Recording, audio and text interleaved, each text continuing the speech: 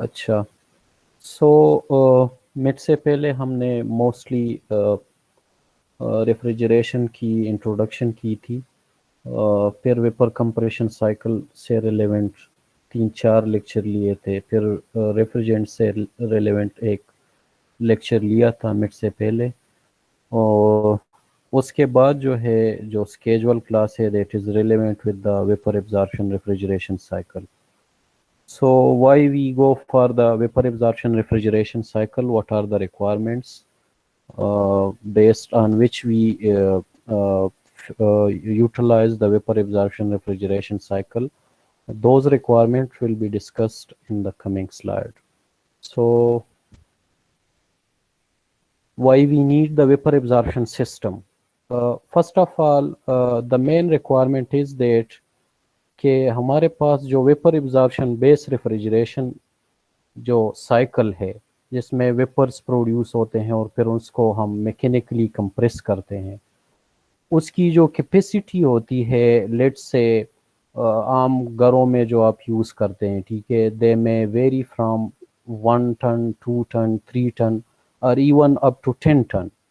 लेकिन let's say आपके पास कोई बिल्डिंग है और उसमें आपने लोड कैलकुलेशन की है और उसकी कैपेसिटी जो रिक्वायर्ड है उस लोड को टेकल करने के लिए, वो लेट्स से 100 टन है, या लेट्स से उससे भी ज़्यादा है, 1000 टन है या 2000 टन कैपेसिटी रिक्वायर्ड है। आप लोगों ने ऐसे बिल्डिंग देखे होंगे जो बहुत ज़्यादा मतलब बड़े होते हैं, उनमें रूम्स भी बहुत ज़्यादा होती है, लोग भी उसमें ज़्यादा रहते हैं, ठीक है। तो उस बिल्डिंग की लोड को टैकल करने के लिए आपकी जो conventional vapour compression base refrigeration system होती है, वो उसमें यूज़ करना जो है फीजिबल नहीं होता, ठीक है। क्योंकि आपको पता है कि ज़्यादा टनेज कैपेसिटी के लिए जो रेफ्रिजरेटिंग इफेक्ट रिक्वायर्ड होगा वो बहुत ज़्यादा रिक्वायर्ड होगा। और रेफ्रिजरेटिंग इफेक्ट आपको पता है कि दे depend on the mass flow rate and the enthalpy difference across the exit and inlet of the evaporator. So once you select the refrigerant and once you design the system based on the vapor compression cycle, जो enthalpy exit और inlet of the evaporator है वो fixed हो जाती है. The second parameter on which the refrigerating effect depend on the mass flow rate of the refrigerant. तो let's say आपके पास required tonnage capacity है 100 ton of refrigerating effect is required.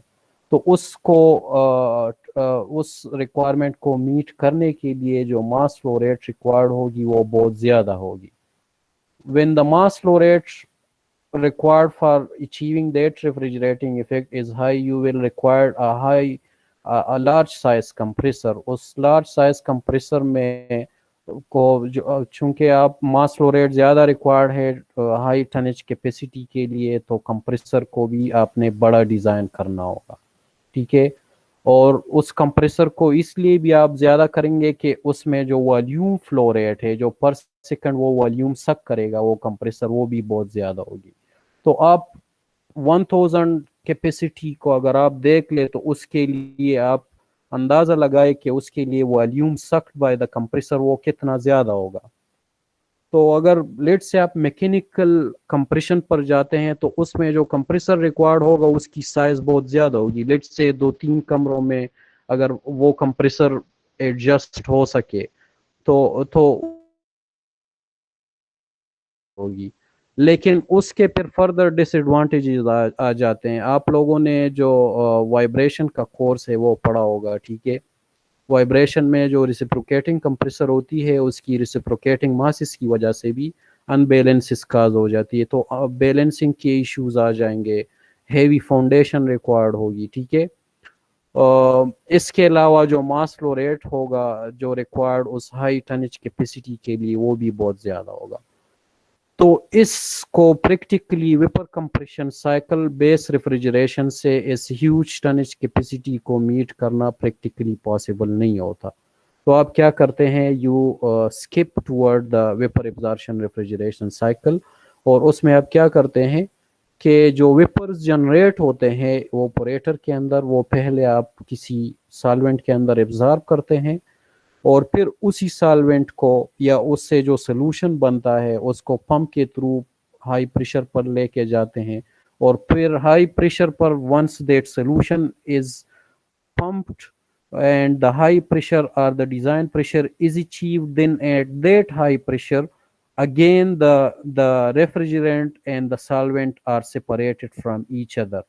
So the refrigerant go to the condenser unit, it is condensed and again it is throttled and bring back again to the evaporator. while जो absorbent है, जो solvent है, उसको दोबारा जो है उस absorber के अंदर लेके ले जाते हैं ताकि वो मजीद न्यू फ्रेश ऑफ रेफ्रिजरेंट जो वेपर्स उसके बनते हैं ऑपरेटर के अंदर उसको एब्जॉर्ब कर सके। अच्छा, now why we are switching toward the vapour absorption refrigeration cycle. Let's say 100 tonnage capacity required है, तो उसके लिए जो volume suction of volume of the refrigerant that will be sucked inside the compressor, अगर वो आप कंसिडर कर रहे हैं, लेट्स से वो 200 लीटर जो है वो वॉल्यूम रिक्वायर्ड है, लेट्स से उस 100 टनेज कैपेसिटी के लिए, अगर उसी 200 गैसियस फॉर्म में जो वेपर है अगर उसको आप लिक्विड फॉर्म में कन्वर्ट कर ले, तो वो 200 लीटर आप किसी 1 लीटर के अंदर भी एकोमोडेट कर सकते हैं। तो वेपर एब्जॉर्प्शन साइकिल का हमें ये फायदा मिल जाता है कि although the tonnage capacity is very high, but the mass flow rate to meet that tonnage capacity in case of the vapor absorption refrigeration cycle, the mass flow rate required will be very low as compared to the vapor compression refrigeration cycle. तो इसका हमें इस लिहाज से एक advantage मिल जाता है, इसलिए we skip from the vapor compression refrigeration toward the vapor absorption refrigeration, and that is the topic of today discussion. तो इसमें हम देखेंगे कि रिक्वायरमेंट क्या है, उसकी लिमिटेशन क्या थी वेपर कंप्रेशन साइकिल की, और इस साइकिल की एनालिसिस क्या है, प्रैक्टिकली हमारे पास कौन से सिस्टम अवेलेबल है।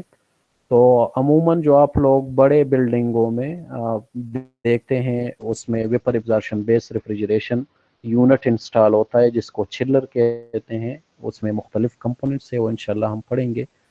KTH अगर आप लोग गए हों तो उधर भी पूरा एक सेंट्रलाइज एयर कंडीशनिंग यूनिट का setup vapour absorption base refrigeration unit लगा है, जिसमें रेफ्रिजरेंट होती है वाटर और एब्जॉर्बेंट उसमें लिथियम ब्रोमाइड होता है। तो lithium bromide vapour absorption refrigeration cycle KTH में लगा हुआ है। इसके अलावा ammonia base vapour absorption refrigeration system भी अवेलेबल है, तो डिपेंड करता है कि किस पर्पस के लिए हम उसको यूज़ कर रहे हैं।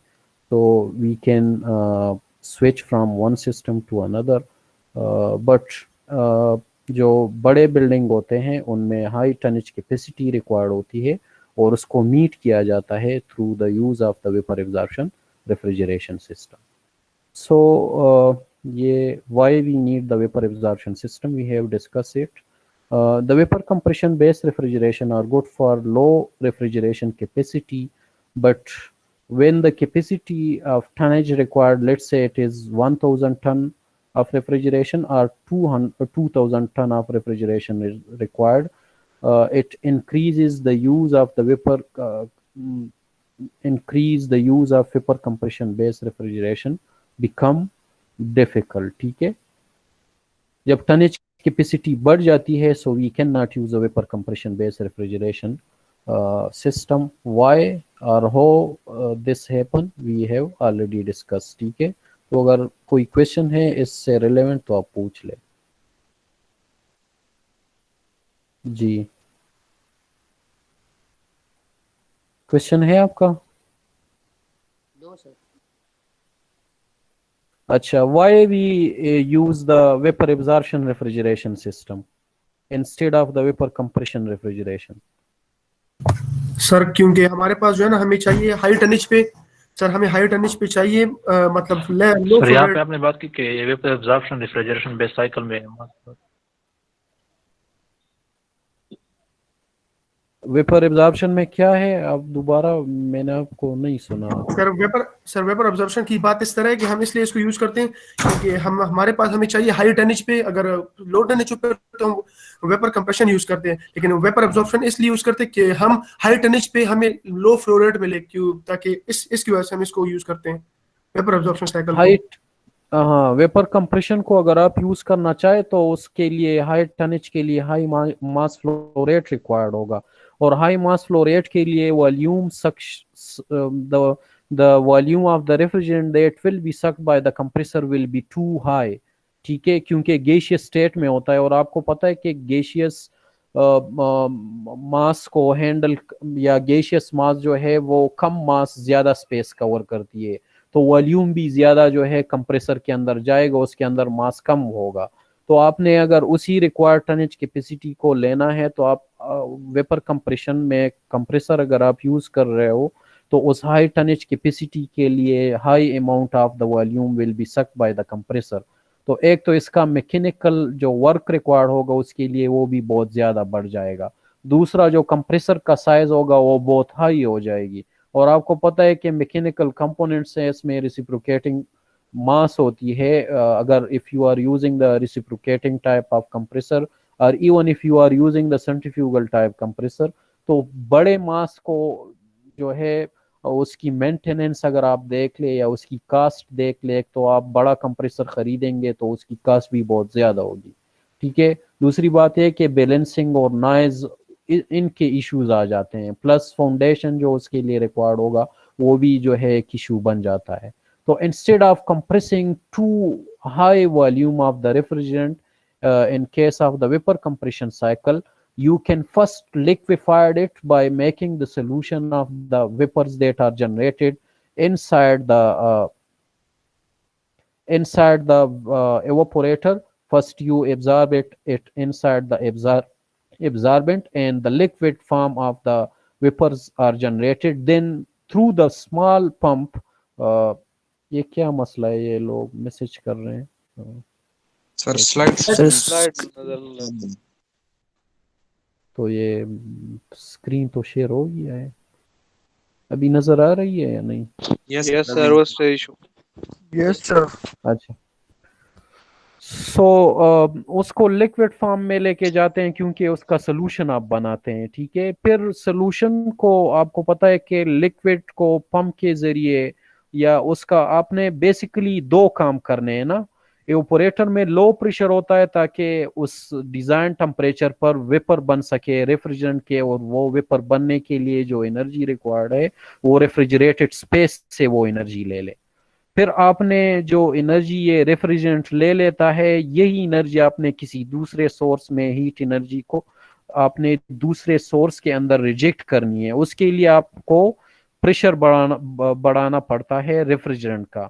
तो वो बेसिकली दो तरीकों से आप कर सकते हैं। वेपर कंप्रेशन में आप कंप्रेसर से उसका प्रेशर बढ़ाते हैं, और जो वेपर एब्जॉर्प्शन में आप पंप के जरिए पहले ऑपरेटर से जो वेपर्स बनते हैं उसको एब्जॉर्ब कर लेते हैं सॉल्वेंट के अंदर, तो सोल्यूशन बन जाता है। लिक्विड को फिर पंप के जरिए लो एनर्जी के साथ आप उसका प्रेशर बढ़ा देते हैं।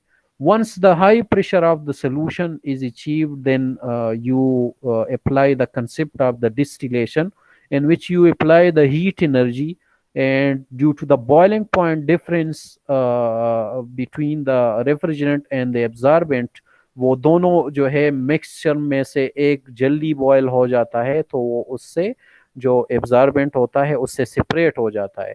तो जो रेफ्रिजरेंट होता है वो हम उस यूनिट से निकाल के कंडेंसर में ले जाते हैं, और जो बाकी एब्जॉर्बेंट रह जाता है उसको दोबारा जो है new vapours of the refrigerant that will be produce in the evaporator, उसको एब्जॉर्ब करने के लिए दोबारा जो है हम उसको अपनी लोकेशन पर लेके जाते हैं। तो इसी तरह जो है हमारे पास ये कंप्रेशन प्रोसेस हो जाती है। No, the only difference between the vapor absorption system and the vapor compression cycle lies in the tonnage capacity, के एक में ज्यादा tonnage capacity को आप टैकल कर सकते हैं, दूसरे में नहीं कर सकते। The second difference is only the difference in the compression process. The rest of the components are similar. जी सर ये स्लाइड जो है सेकंड स्लाइड पे स्टक हुआ है, ये पावर पॉइंट वाला। तो मैं वो फिलहाल मैं उस स्लाइड पर नहीं गया हूँ, ठीक है, ये इसी से रिलेवेंट मैं आपको बता रहा हूँ, ओके सर, ठीक है ठीक है सर। ना। अच्छा, और उसमें जो है तो the rest of the components that are whether it is the vapor compression cycle or whether it is the vapor absorption system, उसमें बाकी चीजें कॉमन है। मतलब कॉमन से क्या मुराद है कि कंडेंसर दोनों में मौजूद है। Expansion device which is used for the throttling process is also common in both the system, in the vapor compression as well as in the vapor absorption system. The expansion device will be used. Again, the evaporator will be present in the both unit, in the vapor compression and in the vapor absorption. But the difference lies in the compression process. एक में mechanically आप compress करते हैं जिस तरह हमने vapor compression cycle में discuss किया है। दूसरे में आप थर्मल कंप्रेशन उसको कहते हैं, क्योंकि उसमें मेजॉरिटी जो एनर्जी आपकी यूज होती है फॉर इंक्रीजिंग द प्रेशर, आप पंप में एनर्जी यूज करते हैं वो मैकेनिकल एनर्जी है, लेकिन उसको आप अगर कंपेयर कर ले जो डिस्टिलेशन के अंदर हीट एनर्जी रिक्वायर्ड होती है, अगर उसके साथ कंपेयर कर ले, so that mechanical energy that is used inside the pump is negligible, ठीक है, क्योंकि डिस्टिलेशन के लिए जो हीट एनर्जी रिक्वायर्ड होगी उसको मिक्सचर को सेपरेट करने के लिए, रेफ्रिजरेंट और एब्जॉर्बेंट को सेपरेट करने के लिए वो बहुत ज्यादा होती है, ठीक है। तो इसलिए इस कंप्रेशन को thermal compression भी कहते हैं। So in one case we have the in the vapor compression cycle we have the mechanical compression, and while in the vapor absorption system we have the thermal compression from the evaporator pressure to the condenser pressure. तो जो vapor absorption system है वो थोड़ा सा complicated है, because we have to add new component for doing the compression process, ठीक है। उसमें क्या क्या चीजें हैं वो आगे हम डिस्कस कर लेंगे, लेकिन first let's finish the second slide, उसमें भी इससे रिलेवेंट कुछ चीजें हैं, ठीक है। सर ये जो from the vapour compression system we have discussed it. जी जी सर जी क्वेश्चन आप सर करें, ये जो जो क्वेश्चन है। पंप में जो कंप्रेशन है उसको हम थर्मल कंप्रेशन कहते हैं सर, इसकी समझ नहीं आई सर। पंप में कंप्रेशन जो होती है ना पूरे, और फिर उसके बाद आपने सोल्यूशन से रेफ्रिजरेंट को भी निकालना होता है, ठीक है, क्योंकि you only required the refrigerant circulation in the unit. The extra जो आप सोल्यूशन बनाते हैं और उसको फिर कंप्रेस करते हैं पंप के जरिए, वो सिर्फ इस अप्रोच को करने के लिए आप करते हैं ताकि आपको कम मैकेनिकल एनर्जी रिक्वायर्ड हो, क्योंकि अगर आपके पास लार्ज साइज कंप्रेसर अवेलेबल है और उसको आप कंप्रेस कर सकते हैं तो फिर आपको इस सिस्टम में पर जाने की ज़रूरत नहीं है। लेकिन इसके एडवांटेज ये मिल जाता है कि सोल्यूशन फॉर्म में जो मास फ्लो रेट रिक्वायर्ड होगा उसी टनेज कैपेसिटी के लिए वो बहुत कम मास फ्लो रेट रिक्वायर्ड होगा और उसके लिए कम मैकेनिकल एनर्जी रिक्वायर्ड होगी। तो ये पंप में प्रेशर बढ़ाना और फिर उसको हीट एनर्जी के जरिए रेफ्रिजरेंट को सेपरेट करना उसके एब्जॉर्बेंट से जिसके अंदर आपने इसको एब्जॉर्ब किया हुआ है, इस पूरे सिस्टम को जो है थर्मल कंप्रेशन कहते हैं, ठीक है, क्योंकि इसमें जो ज्यादा एनर्जी यूटिलाइज होती है that is the thermal energy and that is the heat. और आपको पता है कि the heat is the low grade energy, आपके पास मतलब जो वर्क होता है mechanical work that is the high grade energy, क्योंकि आपने इसको पावर प्लांट के जरिए प्रोड्यूस किया होता है। तो इसमें मैकेनिकल कंप्रेशन में आपका हाई ग्रेड एनर्जी यूज होती है and that is solely the mechanical energy, while in this case you will be using a very small amount of the mechanical energy and the rest of the energy that will be utilized inside the vapor absorption based refrigeration. The thermal energy will be high, so that is why the whole process is named as the thermal compression process. जी सही है sir. अच्छा, let's हाँ question करो sir sir pump में जो है ना हम सॉल्वेंट और रेफ्रिजरेंट को दोनों को कंप्रेस करते हैं, इसके बाद हम सारा डिस्टिलेशन प्रोसेस करते हैं। हाँ वो अभी आगे आएगा, लेकिन ये थोड़ा सा मैं इंट्रोड्यूस कर रहा था इसलिए मैंने इसकी बात की, ठीक है। ओके सही है सर। अच्छा, so let's read these 3 bullet points. The first one is the vapor absorption and the vapor compression works on the same principle of the refrigeration, only the method employed for the compression is different. We have discussed this. The second point is the mechanical compression is replaced by the thermal compression in the vapor absorption refrigeration due to the difficulty of the mechanical compression for high tonnage capacity, and we have discussed this in the previous slide, okay. And the third point is the compressor is replaced with these 3 components. One is the absorber, जिसके अंदर absorber पड़ा होता है.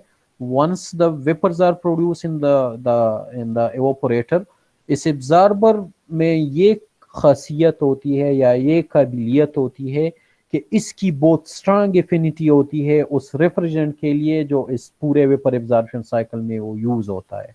जो ही उसके vapours बनते हैं एकदम से जो है वो उसको एब्जॉर्ब करके उसका सोल्यूशन बना देता है या लिक्विड फॉर्म में कन्वर्ट कर देता है, ठीक है.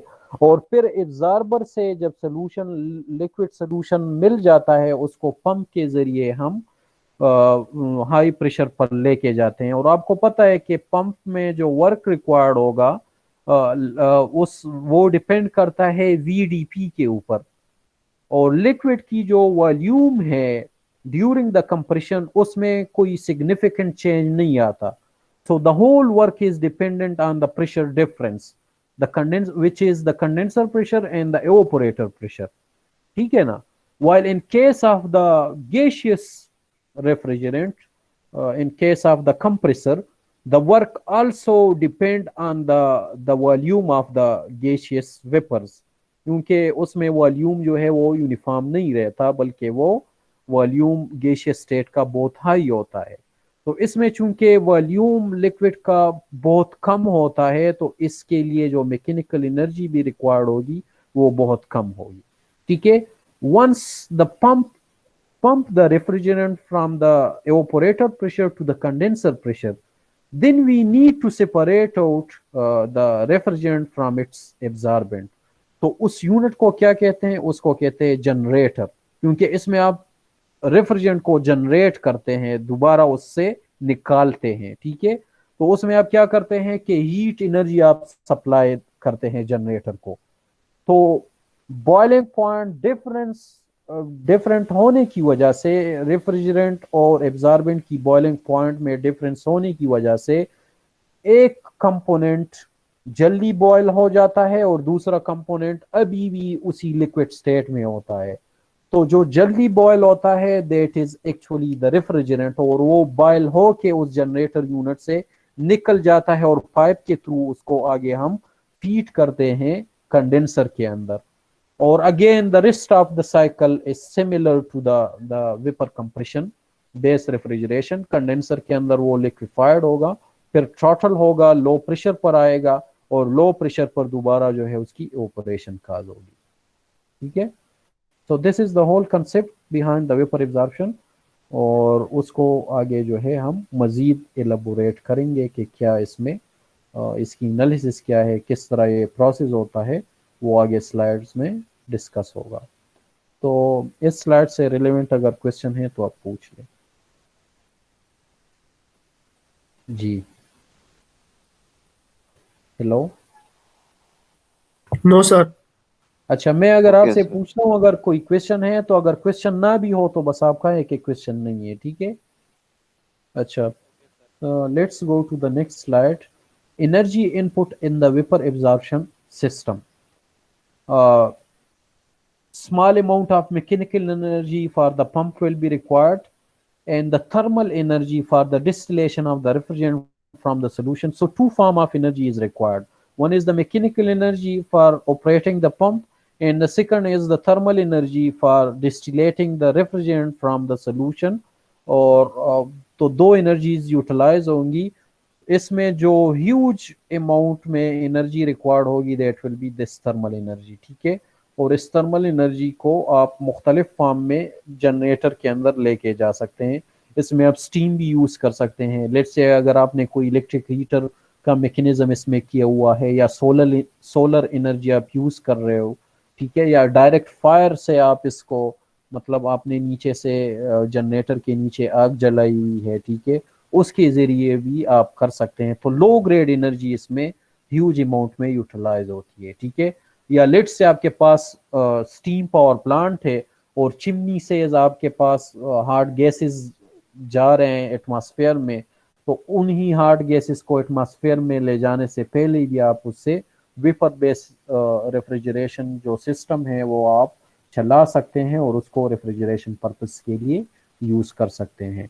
सो the low grade energy is used in large amount in the vapor absorption refrigeration system. जी,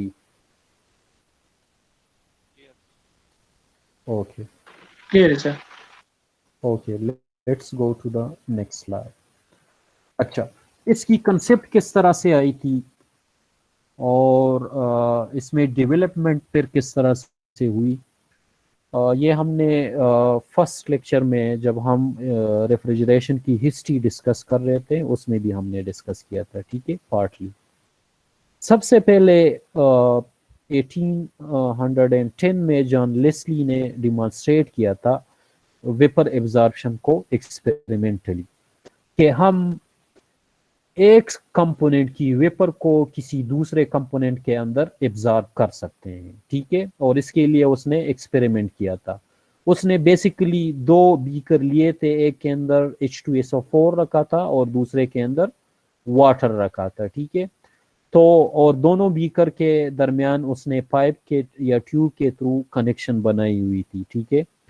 और उस वाटर वाले बीकर को एक हीट सोर्स के अंदर रखा हुआ था। तो लेट्स से उसी वाटर बीकर को एक दूसरे गर्म पानी बीकर के अंदर अगर आप रख दे तो वो बीकर के अंदर जो ठंडा पानी पड़ा हुआ है वो एवापोरेट होगा और उसके वेपर्स जनरेट होंगे, ठीक है।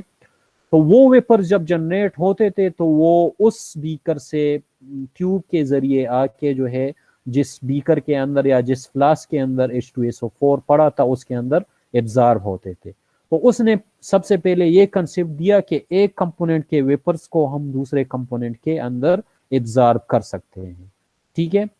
तो उसने एक्सपेरिमेंटली ये जो है डिमॉन्स्ट्रेट किया था।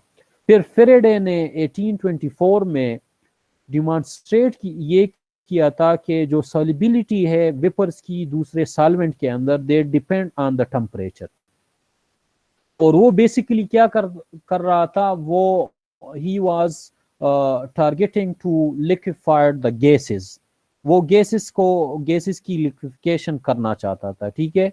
तो उसने क्या किया कि एमोनिया गैस लिया था उसने और उसको वो लिक्विड फॉर्म में कन्वर्ट करना चाहता था। तो उसने उसको सबसे पहले उस एमोनिया गैस को एक एब्जॉर्बेंट के अंदर एब्जॉर्ब कर दिया और वो एब्जॉर्बेंट थी सिल्वर क्लोराइड, ठीक है। पाउडर फॉर्म में उसने लिया था और उसके अंदर जो है वो एमोनिया पहले वो एब्जॉर्ब करता था और फिर एक बीकर के अंदर, ठीक है, और दूसरा बीकर उसने एक ठंडे पानी के अंदर रखा हुआ था, ठीक है। तो 2 जो है वो बीकर थे और वो एक बीकर में पाउडर सिल्वर क्लोराइड था और उसके अंदर उसने एब्जॉर्ब किया था इस एमोनिया गैस को, और दूसरा बीकर एम्प्टी था और उसको ठंडे पानी के अंदर एक फ्लास्क के अंदर रखा हुआ था, ठीक है। तो वो क्या करता था कि जो एमोनिया एब्जॉर्ब थी उस सिल्वर क्लोराइड के अंदर, उस बीकर के नीचे उसने एक बर्नर लगा दिया, ठीक है, एक कैंडल नीचे से लगा दिया और उसको हीट एनर्जी दे दी। जब उसने उसको हीट एनर्जी दे दी तो उस सिल्वर क्लोराइड के अंदर जो एमोनिया एब्जॉर्ब थी वो उससे निकल गई, वो लाइब्रेट हो गई, उससे उस पाउडर से वो निकल गई और उस बीकर से जाके जो है वो दूसरे एम्प्टी बीकर में चली गई। अब वो एम्प्टी बीकर जो था वो कूलेंट के अंदर पड़ा हुआ था, वो कूलेंट जो था वो वाटर था, और वो वाटर जब उस बीकर के साथ इन कांटेक्ट में आता था तो वो जो गैसियस एमोनिया के वेपर्स थे वो कंडेंस होते थे और वो कंडेंस हो के जो है लिक्विड फॉर्म में लिक्विफाइड हो जाता था। तो उसकी अप्रोच ये थी कि वो एमोनिया गैसियस स्टेट से कन्वर्ट करके लिक्विड फॉर्म में कन्वर्ट कर दे। लेकिन ड्यूरिंग द एक्सपेरिमेंट उसने ये ऑब्जर्वेशन जो है वो की कि जब उसने उस एमोनिया वाले बीकर से वो कैंडल हटा दिया तो कुछ टाइम के बाद वही एमोनिया दोबारा जो है लिक्विड स्टेट से कन्वर्ट होके वेपर्स उसके बन गए और वही वेपर्स दोबारा जो है उस सिल्वर क्लोराइड के अंदर एब्जॉर्ब हो गए। ठीक है, तो उसने ये डिमॉन्स्ट्रेट कर दिया कि हमारे पास जो वेपर्स बनते हैं और उसको किसी सॉल्वेंट के अंदर हम एब्जॉर्ब करते हैं तो वो डिपेंड करता है टेम्परेचर के ऊपर। हाई टेम्परेचर के ऊपर वो एब्जॉर्बेंट के अंदर उसकी सॉल्युबिलिटी इतनी नहीं है, लेकिन लो टेम्परेचर के अंदर वो उसमें एब्जॉर्ब होते हैं। ठीक है, अच्छा, और दूसरी उसने क्या ऑब्जर्वेशन की कि जो लिक्विड एमोनिया बना था वो जब दोबारा एवोपोरेट होता था तो वो साथ में कूलिंग फिनोमेना भी क्रिएट करता था। ठीक है, क्योंकि the evaporation of the ammonia required the heat energy, तो जिस सोर्स के साथ उसकी कंटिक बनती थी वो सोर्स जो है उस एमोनिया की एवोपोरेशन के लिए वो सोर्स हीट एनर्जी प्रोवाइड करती थी एमोनिया को। सो एज ए रिजल्ट वो सोर्स जो है वो ठंडी हो जाती थी।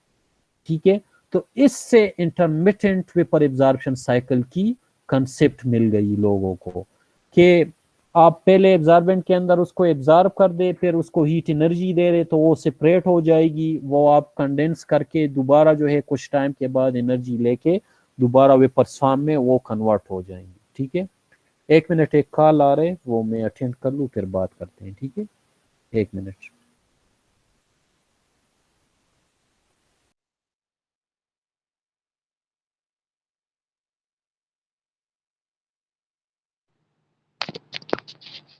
मुइज कैसे हो यार? मुइज कोई तो पता ही नहीं।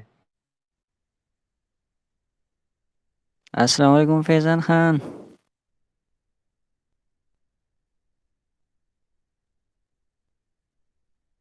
काशिफ चुप कर जाओ, रिकॉर्डिंग चल रही वालेकुम है। अस्सलाम काशिफ खान, असल प्रधान चुप में कर जाओ यार, रिकॉर्डिंग चल रही है। तू मुइतबा के बच्चे चुप कर, मुइतबा चुप कर, तू हर जगह पे चुप कर। हाँ तो रिकॉर्डिंग चल रही है, तुम क्यों बातें कर रहे हो?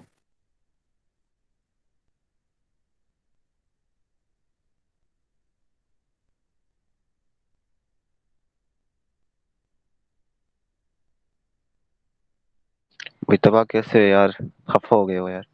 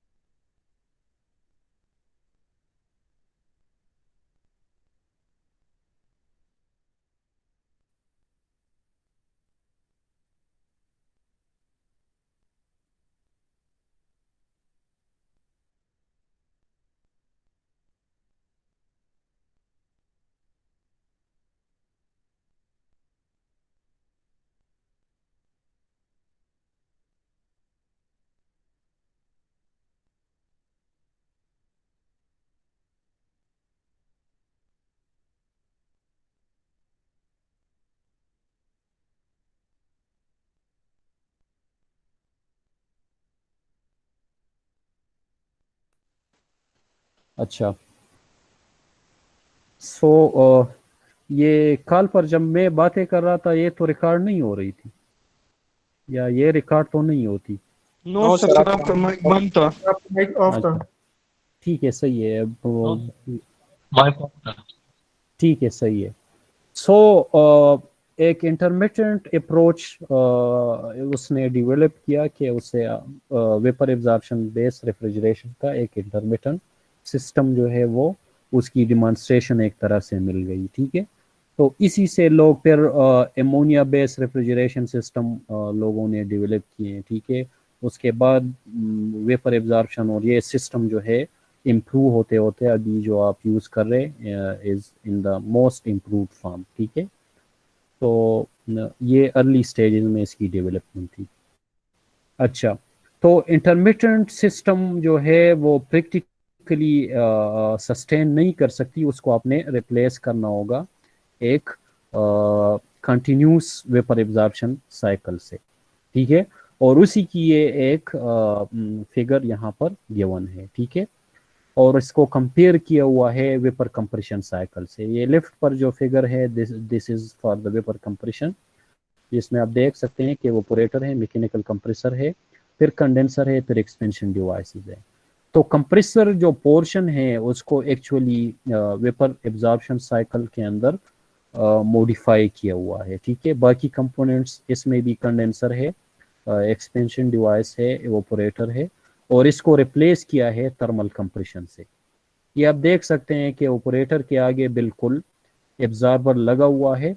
यहाँ पर वेपर्स जो इवेपोरेटर से निकलेंगे वो एब्जॉर्बेंट के अंदर एब्जॉर्ब हो जाएंगे, उसका सोल्यूशन बन जाएगा, और फिर जो है पंप के ज़रिए उसको जो है उसका प्रेशर बढ़ा दिया जाएगा कंडेंसर प्रेशर के ऊपर, और उसको जनरेटर में भेज देते हैं, ठीक है। फिर जनरेटर में हीट एनर्जी आप उसको देते हैं, तो जो मिक्सचर बना था या सोल्यूशन बना था that was of two components. One was the refrigerant that was coming from the evaporator, and the second was the absorber which was present inside the absorber, ठीक है ना।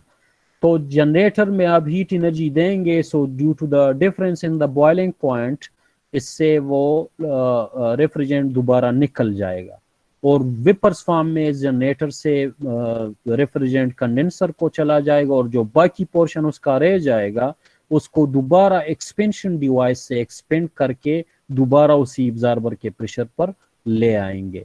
So again it will be ready for absorbing the refrigerant in the vapour form which is coming from the evaporator, और again ये cycle इस तरह से चलेगा, ठीक है। तो दो साइकिल जो है या दो तरह के साइकिल इसमें जनरेट हो रहे हैं।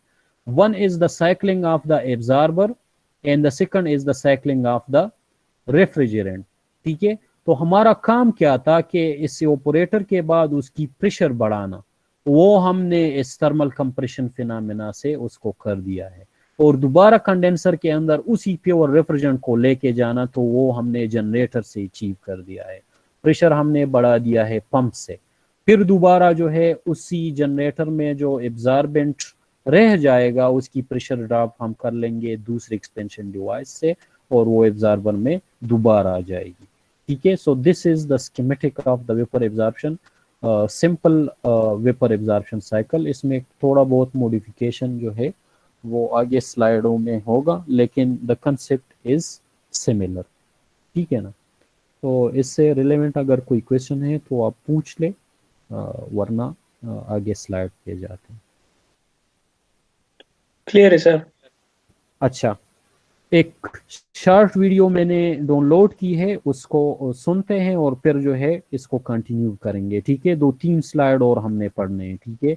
इसकी simple ideal vapour absorption cycle की ये COP हमने डिस्कस करनी है, और फिर properties of the refrigerant absorbent system, और उसके बाद ये सिस्टम फिर कमिंग उसमें वीक में हम डिस्कस करेंगे, ठीक है। अच्छा, तो ये सुनते हैं, इसमें पूरा कंसेप्ट दिया हुआ है, ऑलरेडी मैंने डिस्कस भी किया है, लेकिन इसको थोड़ा सा पढ़ लेते हैं, ठीक है। अच्छा, मैं वो जो प्लेयर है, वीडियो प्लेयर, वो आपके साथ शेयर करता हूँ। स्क्रीन से भी आप कर सकते हैं, लेकिन यहाँ पर इसकी साइज बहुत कम होगी, ठीक है। तो देखते हैं, अगर यहाँ से भी सही हो तो यहाँ से कर देते हैं, ठीक है। अच्छा, अगर इसको मैं फुल स्क्रीन पर कर दूं तो आप मुझे बता दें कि ये आपको नजर आ रहा है या नहीं आ रहा। अगर नजर नहीं आ रहा तो फिर आप मुझे बता दें, ठीक है। Okay sir.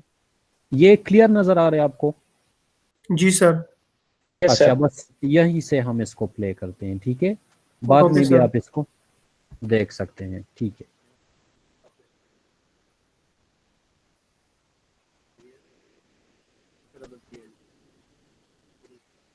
अच्छा, ये इसकी वॉइस जो है आपको क्लियर है या नहीं? वॉइस तो नहीं आ रही सर। इसकी वॉइस नहीं आ रही? No sir. सर अभी प्ले नहीं हुआ इस वजह से। नहीं, वो मैंने इसको बंद किया है ना। एक मिनट, अभी थोड़ा सा आप सुन ले, या मैं माइक ऑफ कर दूं तो फिर आपको वॉइस में भी आ जाए, ठीक है। अब मैं प्ले कर रहा हूं, अगर आपको आवाज नहीं आ रही तो फिर आप मुझे बता दें, ठीक है। Okay sir. आपको आवाज आ रही है या नहीं? No sir. No sir. अच्छा अच्छा, लेट मी इसमें ये माइक ऑफ करता हूँ, फिर इसको देखते हैं, ठीक है?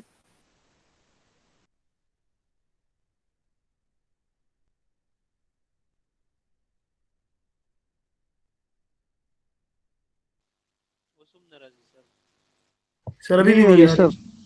सर वो प्रेजेंटेशन वाली शायद वो उसमें उसमें माइक ऑन कर दे, शायद वो आ जाए फिर।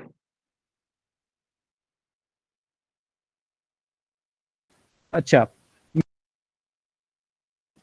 उधर से मैं करता हूँ, ठीक है? अभी आ रही है आपको आवाज या नहीं?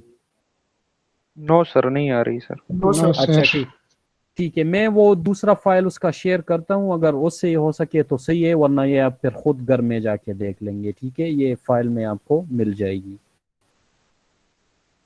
अच्छा,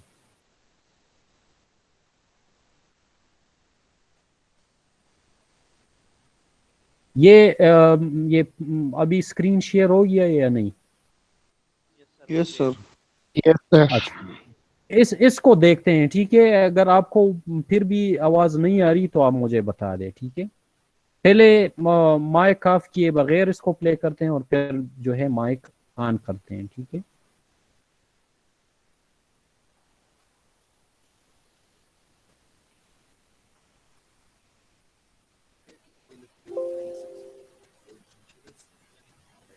अच्छा, आवाज आ रही है आपको या नहीं? No sir. अच्छा, सर ये फाइल आप शेयर कर दे तो सही होगा, क्योंकि सर मैंने बहुत ट्राई किए, ये गूगल मीट और जूम ऐप जिसमें इसमें अगर वीडियो प्ले करो उसकी वॉइस नहीं आती सर इतनी आसानी से। अच्छा, ये हेडफोन निकाल लेता हूँ तो और इसको स्पीकर पर लगाता हूँ, ठीक है? तो फिर मैं भी आपको आ जाए, ठीक है ना? अच्छा, मेरी आवाज तो आ रही है ना आपको? Yes sir. Yes sir. जी सर। अच्छा, और वो शेयर भी हो गया है वो वीडियो वाला फाइल, आप देख तो सकते हैं ना इसको? Yes sir. अच्छा, अभी इसको प्ले करते हैं ना, और फिर देखते हैं कि क्या अभी ये प्ले होगा या नहीं। इसकी वॉइस में बढ़ा देता हूँ, ठीक है? अभी आवाज आ रही है आपको? Yes sir. जी सर। यस सर, अभी आ रही है। अभी इसको देख ले, ठीक है? Absorption chillers and learning how they work. Now, an absorption chiller is worry, by the end of this video, you'll understand why and how that works. Another interesting point to note about absorption chillers is that they don't use conventional refrigerants such as R134A or R22. Instead, they use water as a refrigerant. And this water is mixed with either ammonia or lithium bromide. Lithium bromide is the more common version, and that's because it's safer and non-toxic. So we're going to be looking at how the water lithium bromide type chillers will work in this video, but essentially they're very similar. Now, if this is a subject that interests you, then I highly encourage you to check out our other videos. And we've got other videos explaining how water-cooled chillers work, as well as air-cooled chillers. So do check out some of these videos.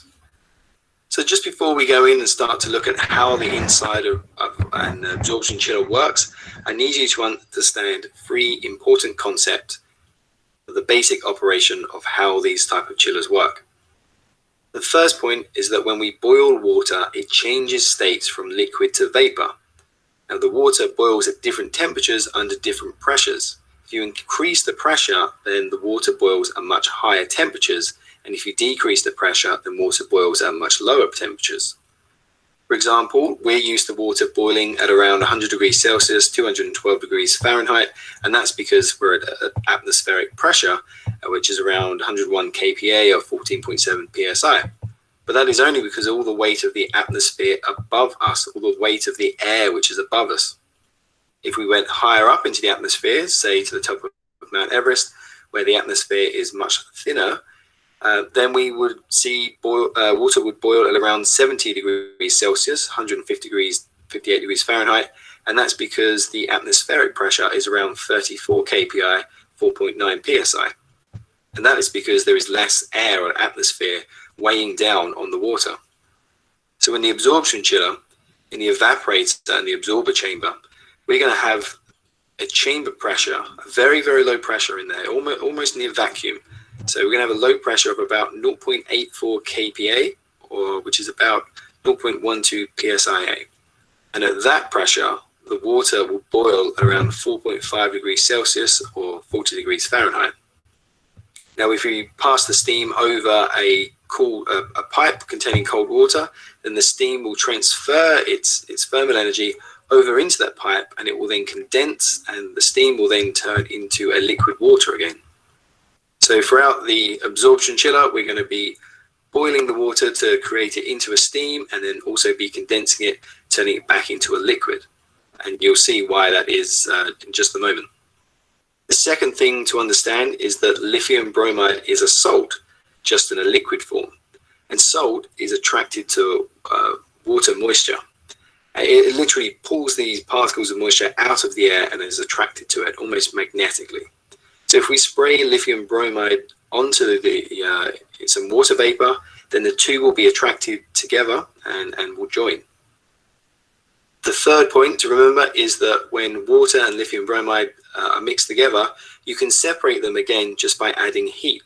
So as you apply heat to this, the two will separate, where the lithium bromide particles will become heavier, and so they will condense and come towards the bottom of the tank or the reservoir, and all the water vapor will boil off and head upwards to become steam or water vapor. So you can separate the two just by applying some heat. Okay, so now that we know the very basics of what's happening inside, let's look at the main components of there. So in the top chamber, we'll always have the condenser and the generator. In the lower half of the chiller, we'll always have the evaporator and the absorber. And then on the side, down below, near the bottom, we'll also have a heat exchanger. The heat exchanger is just there to improve the efficiency of the system. So it will transfer heat that's coming from the generator into the liquid which is coming from the absorber. And we'll see that in just a moment. So first of all, a mixture of around 60% lithium bromide and 40% water is pumped from the absorber through the heat exchanger and then rises up and pours into the generator tank at the top of the chiller. Now this line is often referred to as the weak solution line, and that is because the lithium bromide is mixed with the water, so it's a weak solution. The generator then fills up with this mixture of lithium bromide and water, creating a reservoir. Next, heat is added to the reservoir containing the lithium bromide and water, and this will begin the separation process that we saw earlier. And this heat is usually in the form of waste heat and will typically come from hot water or steam that's being pushed around a heat exchanger of tubes inside the generator. The heat from this hot water or steam causes the lithium bromide and water to separate. All the water particles will start to boil off and will fill the condenser with a hot water vapor or steam. Then the heavy lithium bromide particles will sink to the bottom and form a concentrated liquid. This hot liquid flows down to the heat exchanger, where it transfers its heat into the weak solution line, running in counterflow. Once the concentrated lithium bromide liquid has cooled down, it makes its way to the absorber, where it is sprayed onto the chamber and will mix with the water before again being pumped to the generator to repeat the loop. But we will look at this part in more detail in just a minute. Next, we want to condense the hot water vapor in the condenser to bring it back to a liquid. So we pass water in a sealed pipe through the condenser and circulate it around to the cooling tower, where it will be able to reject all the heat that it collects. The temperature of the cooling tower water is enough to cause the hot water vapor to condense into a liquid as it comes into contact with the surface of the pipe. So it will rain down and collect in the collection tray just below, just here. Once it collects in the tray, it will start to flow down to the evaporator and will be sprayed into the chamber. The amount of water that can flow is restricted by a small orifice in this pipe. Now the evaporator, as we mentioned earlier, is at a very low pressure. It's almost near a vacuum condition. Now, this sudden change in pressure will cause that water that's entering to suddenly flash and drop in temperature into a cold water of around just 4 degrees Celsius, maybe 40 degrees Fahrenheit. The chilled water loop then runs into the evaporator, bringing all the unwanted heat from the building, which was collected from the AHUs and the fan coil units, etc. So this cold condensed water will spray over the chilled water tubes and cover the surface of the tube with a thin film of cold water. The chilled water will enter at around 12 degrees Celsius, 54 degrees Fahrenheit, and this will transfer its thermal energy, its heat, all the unwanted heat from the building. It will transfer that through the tube wall and into the low temperature water film, which was sprayed across the outside of the chilled water tubes. Remember, the two waters never mix. They're always kept separate, and they are separated by the pipe wall. As this heat transfers into the water on the outside of the tubes, this outer water will evaporate into a steam or water vapor due to the low pressure of the chamber. As it evaporates, it carries away all the unwanted heat with it. And remember, earlier we did learn how water boils at lower temperatures under low pressure. So the chilled water circuit has now given up all the unwanted heat, and by the time it leaves the chiller, it should be around 7 degrees Celsius, which is approximately 45 degrees Fahrenheit, and this water is now ready to be pumped around the building again to collect more heat and bring it back to the absorption chiller. Another loop will recirculate any water that missed the tubes and didn't boil off into steam or water vapor, and this will be pumped back to the top of the evaporator and sprayed again and again and again until all of it evaporates into steam. Now, all of this water that's evaporating into water vapor and steam will build up and collect and around the evaporator chamber, and this water vapor or steam is then attracted and pulled towards the strong lithium bromide solution being sprayed in the absorber, almost like a magnetic force. The attraction is so strong that water particles flow by themselves straight to the absorber to be together with the lithium bromide particles. This strong, almost magnetic attraction between the water particles and the lithium bromide particles is what causes the vacuum in the chamber. The lithium bromide attraction for the water is so strong they will pull the water particles inside its own fluid, and it will all mix together.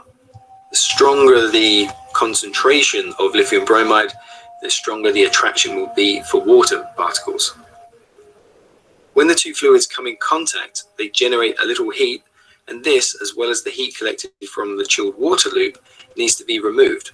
So that is why the cooling tower water loop also passes through here to take the unwanted heat away.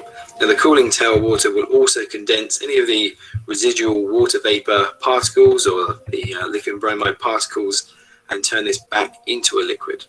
And once this has occurred, the mixture of lithium bromide and water is collected at the bottom of the tank, in the bottom of the absorber, and it is now ready to be pumped back to the generator again to repeat the entire cycle. So there you have it. That's the basics, the basic operation of how an अच्छा, hello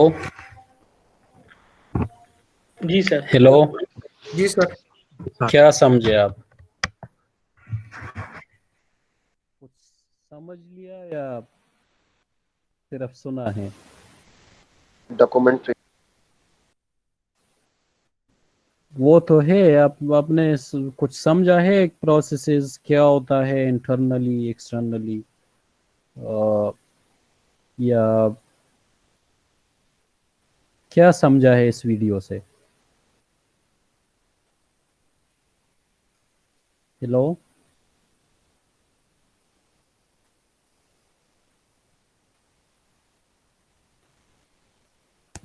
मेरी आवाज आ रही है आपको? Hello, जी sir, जी sir. Hello, yes sir. जी इस वीडियो से आपने क्या समझा है? कुछ समझा है या नहीं? कुछ समझ आई है आपको? पहले उसने बात की है कि एवापोरेशन ऑफ द वाटर, ठीक है, वो 3 बीकर जो उसने शो किए थे, उसमें ये कंसेप्ट उसने बताया है कि it depends on the pressure. अगर एटमॉस्फेरिक प्रेशर पर आप वाटर को एज अ रेफ्रिजरेंट यूज करना चाहे, ये जो लिथियम ब्रोमाइड और वाटर का जो फेयर है वेपर एब्जॉर्प्शन में, इसमें रेफ्रिजरेंट आपका वाटर होता है और लिथियम ब्रोमाइड उसकी एब्जॉर्बेंट होती है, ठीक है, वो एब्जॉर्ब करता है वेपर्स को। अब उसने ये बात की है कि वाटर नॉर्मल एटमॉस्फेरिक प्रेशर पर 100 डिग्री सी पर बॉयल होता है, ठीक है, और 100 डिग्री सी पर आप इसको किसी रेफ्रिजरेशन या एयर कंडीशनिंग एप्लीकेशन के लिए यूज नहीं कर सकते। तो आपने क्या करना होगा कि एल्टीट्यूड पर आप चले जाएं तो प्रेशर कम हो जाता है, और boiling point depends on the external pressure. तो एक्सटर्नल प्रेशर जितना कम होगा उतनी ही उस लिक्विड की बॉइलिंग पॉइंट कम होगी। तो अगर वाटर को एज अ रेफ्रिजरेंट आप यूज कर रहे हो तो 4 डिग्री सी या 5 डिग्री सी टेम्परेचर पर जो है आप उसको रेफ्रिजरेशन या एयर कंडीशनिंग पर्पसेस के लिए यूज कर सकते हैं। तो उसको करने के लिए एवापोरेटर को आपने वैक्यूम के ऊपर लेके आना होता है, प्रेशर उसका कम करना होता है, ठीक है। तो पहले उसने ये बात की, फिर उसने पूरे सिस्टम की मैकेनिज्म आपको बताई है, ठीक है, कि पहले क्या हो जाता है कि एब्जॉर्बर से सॉल्यूशन, जो रेफ्रिजरेंट और लिथियम ब्रोमाइड का सॉल्यूशन था वो चला जाता है जनरेटर के अंदर। जनरेटर के अंदर आप उस जनरेटर में उसमें जो रेड लाइंस या ट्यूब शो कर रहा था, तो उसमें हॉट वाटर सर्कुलेट हो रही थी, ठीक है। तो जब हॉट वाटर जनरेटर में उससे सर्कुलेट होती थी या हो जाए, उसमें सर्कुलेट आप कर दे, तो हीट एनर्जी पूरे सोल्यूशन को मिल जाएगी। हीट एनर्जी जब मिल जाएगी तो वाटर की बॉइलिंग पॉइंट और लिथियम की बॉइलिंग पॉइंट में 1000 डिग्री सी का डिफरेंस है, ठीक है ना। वाटर जो है बॉयल हो जाएगा, ठीक है, और लिथियम ब्रोमाइड जो है वो रह जाएगा और उसकी डेंसिटी कम होके वो बॉटम पर रह जाएगी। जो वाटर बॉयल होगा वो आगे फीड होगा कंडेंसर को, ठीक है, और कंडेंसर के बाद लिक्विड, और लिक्विड से फिर दोबारा एक्सपेंशन कास्ट करके ऑपरेटर में आ जाएगी, फिर वेपर्स बनेंगे, फिर एब्जॉर्बर में एब्जॉर्ब होगी। अब दूसरा जो एवापोरेटर में लिड से आपके पास वेपर कंडेंस होके एक्सपेंड होके दोबारा एवापोरेटर में आ गए, ठीक है। अब एवापोरेटर के अंदर उसमें जो वेपर एब्जॉर्प्शन बेस रेफ्रिजरेशन है, हमने बात की थी रेफ्रिजरेंट्स के अंदर कि हमारे पास एक होते हैं प्राइमरी रेफ्रिजरेंट, दूसरी होती है सेकेंडरी रेफ्रिजरेंट, ठीक है। प्राइमरी रेफ्रिजरेंट वो होती है जो सिस्टम के अंदर सर्कुलेट होती है और रेफ्रिजरेटिंग इफेक्ट प्रोड्यूस करती है। सेकेंडरी रेफ्रिजरेंट वो होती है जो जिस सोर्स से आप हीट एक्सट्रैक्ट करना चाहते हैं और जो प्राइमरी रेफ्रिजरेंट है उनके बीच जो है एक मीडियम प्रोवाइड करता है। तो इसमें सेकेंडरी रेफ्रिजरेंट यूज हुआ है जो कि चिल्ड वाटर था। ये चिल्ड वाटर कहां से आता है? इस चिल्ड वाटर को आप एयर हैंडलिंग यूनिट में लेके जाते हैं। एयर हैंडलिंग यूनिट बेसिकली एक हीट एक्सचेंजर होता है, उसमें एयर आती है बिल्डिंग के मुख्तलिफ लोकेशन से, और चिल्ड वाटर जो एवापोरेटर के अंदर सर्कुलेट होके ठंडी हो जाती है, ठंडी वाटर जो है उस एयर हैंडलिंग यूनिट को चली जाती है। तो ये सेकेंडरी रेफ्रिजरेंट जो कि चिल्ड वाटर है, इस और एयर की जो बिल्डिंग से आती है इनके बीच कंटेक्ट बन जाती है। तो एयर जो बिल्डिंग के मुख्तलिफ स्पॉट से आती है वो ठंडी हो जाती है और एज ए रिजल्ट ये चिल्ड वाटर हॉट हो जाता है और फिर दोबारा जो है पाइप के जरिए एवापोरेटर में आ जाता है, ठीक है। अब एवापोरेटर के अंदर जब ये आ जाता है तो दोबारा वही जो हीट इसने एयर से एब्जॉर्ब की है एवापोरेटर में उस रेफ्रिजरेंट को, प्राइमरी रेफ्रिजरेंट को हीट दे देगी। एज ए रिजल्ट वो प्राइमरी रेफ्रिजरेंट खुद एवापोरेट होगा और ये सेकेंडरी रेफ्रिजरेंट उससे ठंडा होता जाएगा और दोबारा एयर हैंडलिंग यूनिट में चला जाएगा। ये एक दूसरा साइकिल है। अब जब वेपर्स बनते हैं तो इसी वीडियो में इसने डिमॉन्स्ट्रेट किया कि जो वो है जो लिथियम ब्रोमाइड है उसकी बहुत स्ट्रांग एफिनिटी है फॉर द वाटर वेपर्स। जो उसने मैग्नेटिक फोर्स की बात की कि दोनों के बीच एक मैग्नेटिक फोर्स सा बन जाता है, अट्रैक्ट तो एक स्पॉट पर लिथियम ब्रोमाइड पड़ा हुआ है, एक पूरे कंटेनर के अंदर एवापोरेटर भी है और एब्जॉर्बर भी पड़ा हुआ है, क्योंकि दोनों एक ही प्रेशर पर है। तो जो एवापोरेटर ट्रे से विपर्स बनते हैं, वो विपर्स जाके जो है लिथियम ब्रोमाइड के साथ मिक्स होके सोल्यूशन बना देते हैं, ठीक है। और वही सोल्यूशन फिर पंप के जरिए एक हीट एक्सचेंजर से गुजर के जनरेटर में चले जाते हैं, ठीक है। और जनरेटर में फिर सेपरेट होके एब्जॉर्बर के अंदर जो है उसका एब्जॉर्बेंट आ जाता है, ठीक है। दूसरी तरफ पर उसने कंडेंसर का जो यूनिट था, कंडेंसर में कूलिंग टावर से कोल्ड वाटर आता था और कंडेंसर में कंडेंस करता था प्राइमरी रेफ्रिजरेंट के जो वेपर्स थे उसको लिक्विफाइड करने के लिए कूलिंग टावर से ठंडी पानी आती थी। और दूसरी जगह पर उसी कूलिंग टावर की वाटर जो है उसका जो सर्किट था वो पहले एब्जॉर्बर से गुजरता था और फिर दोबारा जनरेटर से भी गुजरता था, क्योंकि एब्जॉर्बर में भी, क्योंकि जब विपर्स जनरेट होते हैं एवापोरेटर के अंदर, उसके अंदर हीट एनर्जी होती है, तो वो जब एब्जॉर्बर के साथ मिलते हैं तो वो हीट एनर्जी आप उससे निकालेंगे तभी उसका सोल्यूशन बनेगा। तो वो कूलिंग टावर से जो पानी आती है पहले उसको आप एब्जॉर्बर से गुजारते हैं, तो अनवांटेड हीट एब्जॉर्बर से निकाल लेते हैं, फिर वो आगे जाती है कंडेंसर को और कंडेंसर में कंडेंस किया जाता है रेफ्रिजरेंट की वेपर्स जो जनरेटर में प्रोड्यूस होते हैं, ठीक है। तो ये पूरी डिमॉन्स्ट्रेशन इस वीडियो के अंदर उसने आपको शो की है कि प्रोसेसेस क्या क्या है, ठीक है ना। सही है सर, थैंक यू।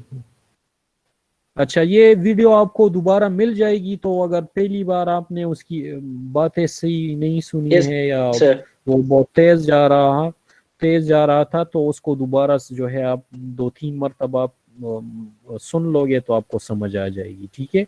तो बहुत ही अच्छी वीडियो है, उससे एक तरह से डिमॉन्स्ट्रेशन आपको मिल जाएगी कि क्या है, ठीक है।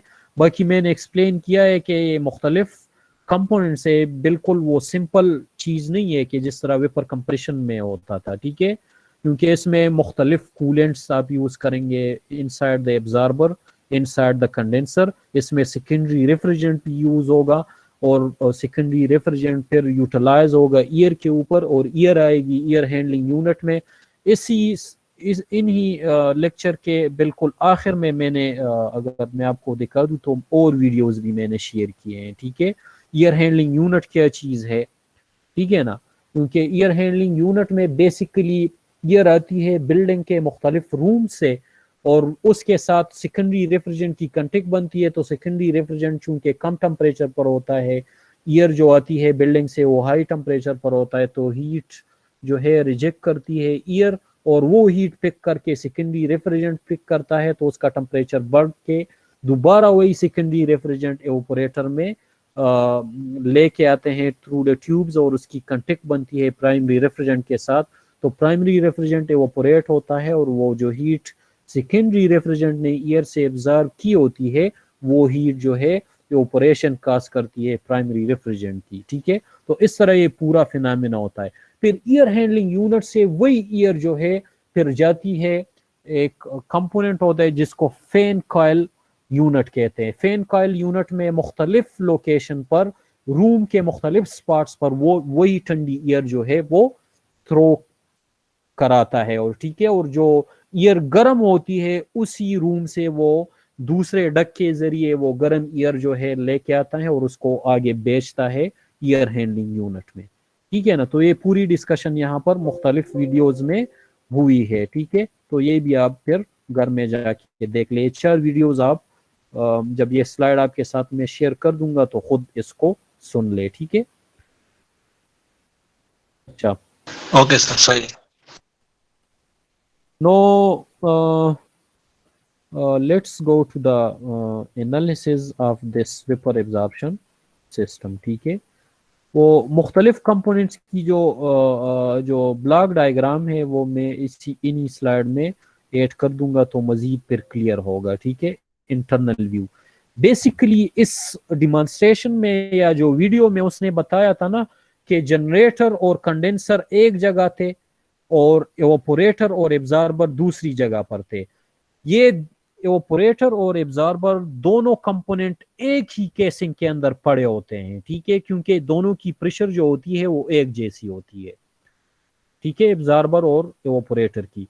इसी तरह जो कंडेंसर और जनरेटर कंपोनेंट था वो भी एक केसिंग, एक सिलेंड्रिकल बॉक्स होती है, तो उसके अंदर जो है जनरेटर और कंडेंसर पड़ा होता है, और इसी तरह एक दूसरा सिलेंडर होता है, उसके अंदर इवापोरेटर और एब्जॉर्बर होता है, और उनको ये मुख्तलिफ कनेक्शन मिली होती है, ठीक है, कूलेंट की from the cooling tower to the condenser as well as to the absorber, और इसी तरह सेकेंडरी रेफ्रिजरेंट की इवापोरेटर के साथ कॉन्टैक्ट बनी होती है, जो दूसरा सिलेंडर होता है जिसमें कंडेंसर इवापोरेटर और एब्जॉर्बर दोनों पड़े होते हैं, ठीक है। तो इसकी ब्लॉक डायग्राम में आपके साथ शेयर कर दूंगा तो मजीद ये क्लियर हो जाएगा, या अभी इसको देख लेते हैं, मे बी यहाँ पर हो, वो बुक में मैं देख लेता हूँ, ठीक है। 1 मिनट आप सब्र करें, तो अगर है तो मैं आपको दिखा देता हूँ। अच्छा ये है, सो let me share this file.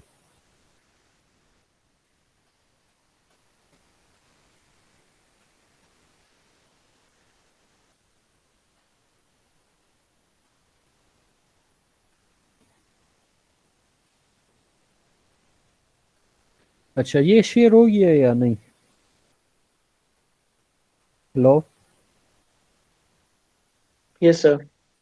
अच्छा इसमें आप देख सकते हैं मुख्तलिफ कंपोनेंट्स, ठीक है। अभी ये सिर्फ मैं आपको दिखा रहा हूँ, हम अभी इस स्टेज पर नहीं पहुंचे, ठीक है, लेकिन वो मुख्तलिफ कंपोनेंट्स मैं आपको दिखा रहा हूँ, ठीक है, जो उस वीडियो में उसने आपको दिखाई हुई थी।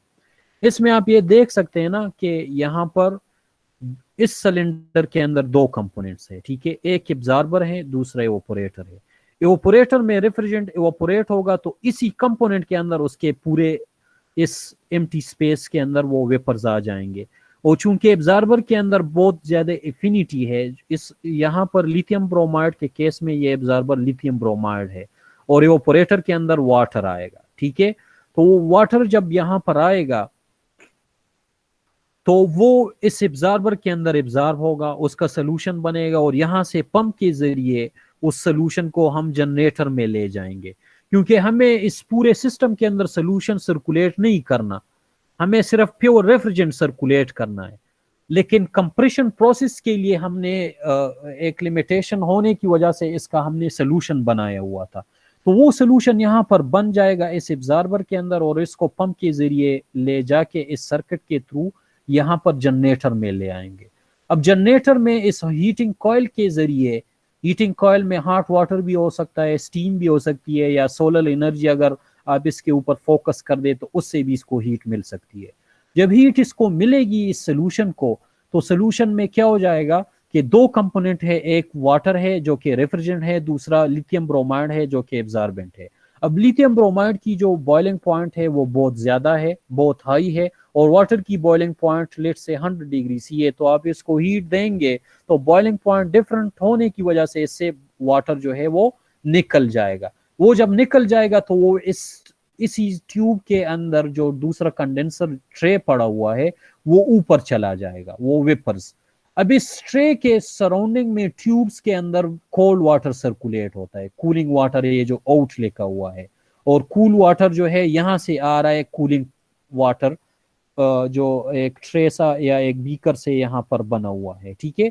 ये इस यहाँ पर जो मैं कर्सर इस तरह हिला रहा हूँ ना, ये कूलिंग वाटर की सम्प है या लार्ज अमाउंट है या रिजर्वायर है।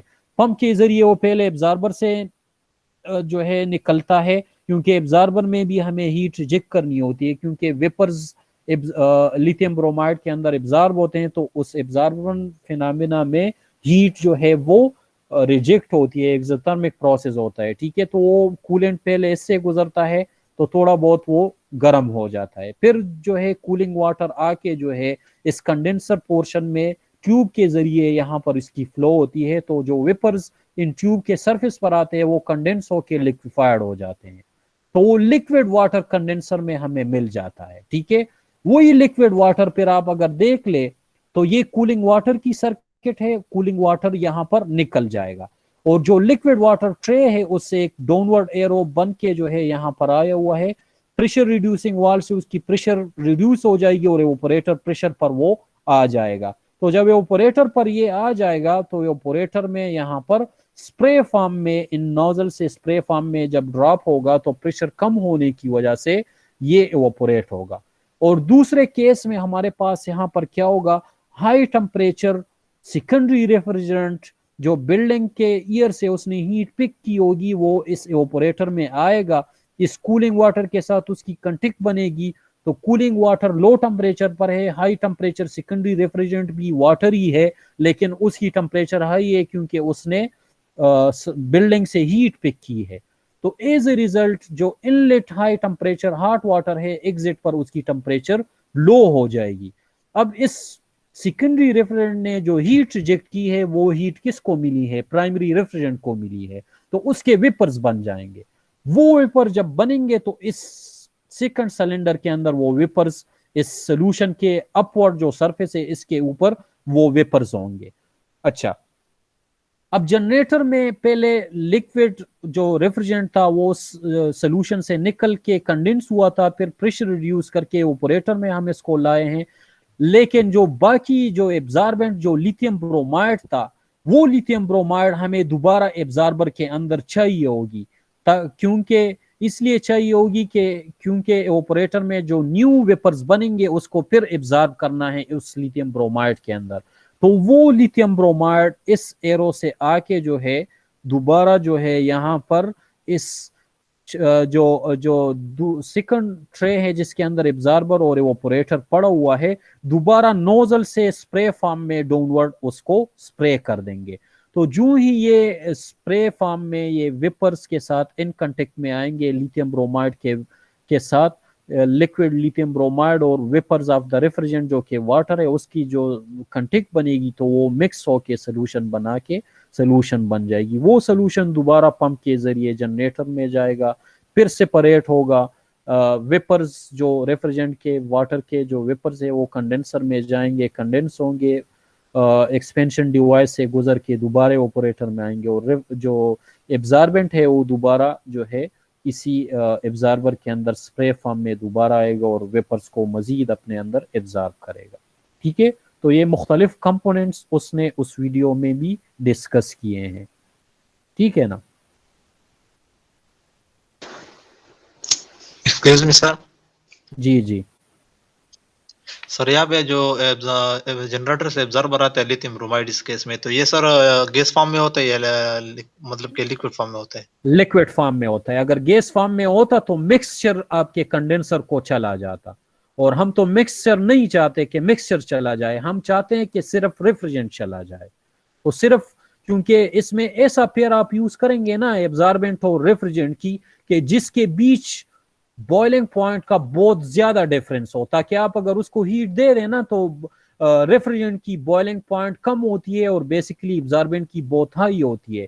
तो सिर्फ उस सोल्यूशन से रेफ्रिजरेंट वेपर फॉर्म में निकलेगा, एब्जॉर्बेंट नहीं निकलेगा, क्योंकि अगर मिक्सचर जाएगा तो परफॉर्मेंस उस सिस्टम की डिक्रीज हो जाएगी, जो कि एमोनिया वाटर की एक लिमिटेशन भी है, वो हम आगे डिस्कस करेंगे। जी सही है सर। इससे रिलेवेंट क्वेश्चन आप करें, क्योंकि आपको इस तरह से समझ नहीं आएगी, तो जो भी कंफ्यूजन है वो आप अभी से करें क्वेश्चन। सर ये कूलिंग वाटर जो है सर, इसका पर्पस क्या है, इसको हम किस लिए यूज करते हैं? ये चिल्ड वाटर ट्यूब का जो लिखा हुआ है यहाँ पर, ये नो सर, ये नीचे जो ये कूलिंग वाटर का जो संप सा बना ये अच्छा, यस सर। इसके दो पर्पसेस हैं।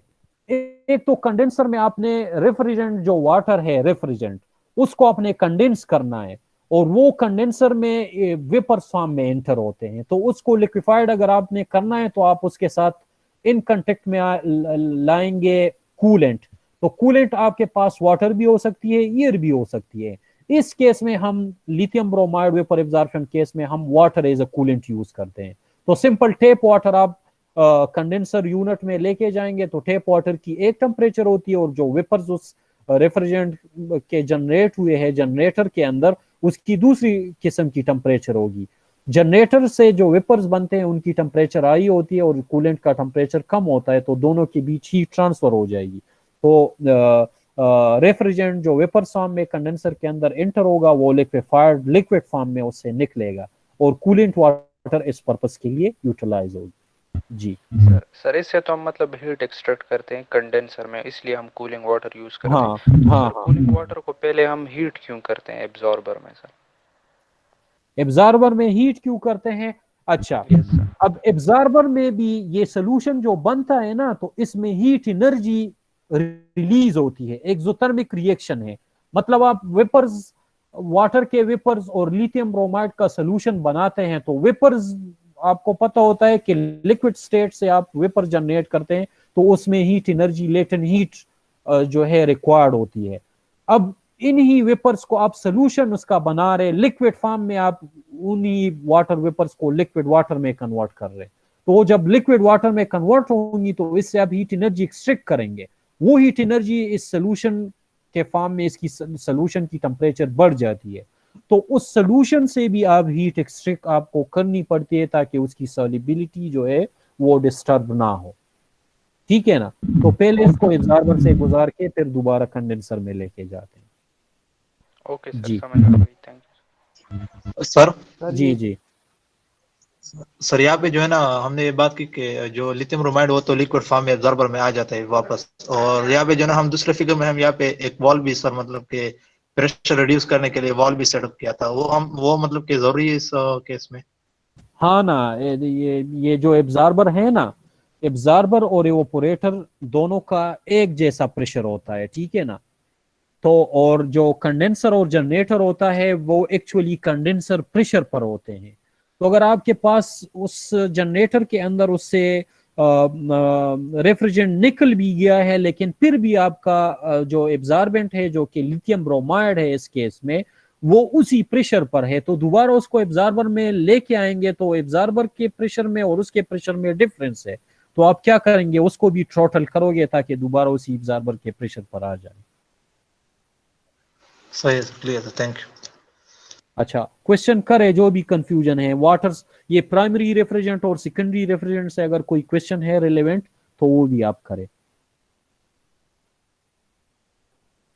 जी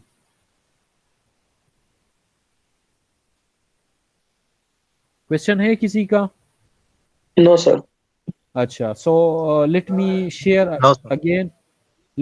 अगेन, द स्लाइड्स, और फिर देखते हैं 2-3 स्लाइड रह रहे हैं एनालिसिस से रिलेवेंट है, तो वो भी हम पढ़ लेते हैं। 1 मिनट।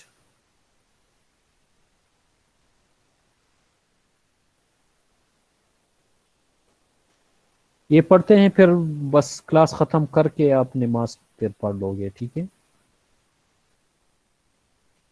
अच्छा,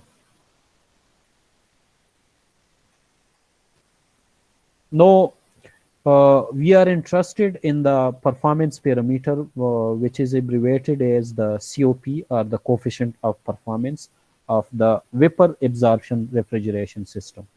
In case of the vapor compression refrigeration system, it was the ratio of the refrigerating effect to the energy consumed for getting that refrigerating effect.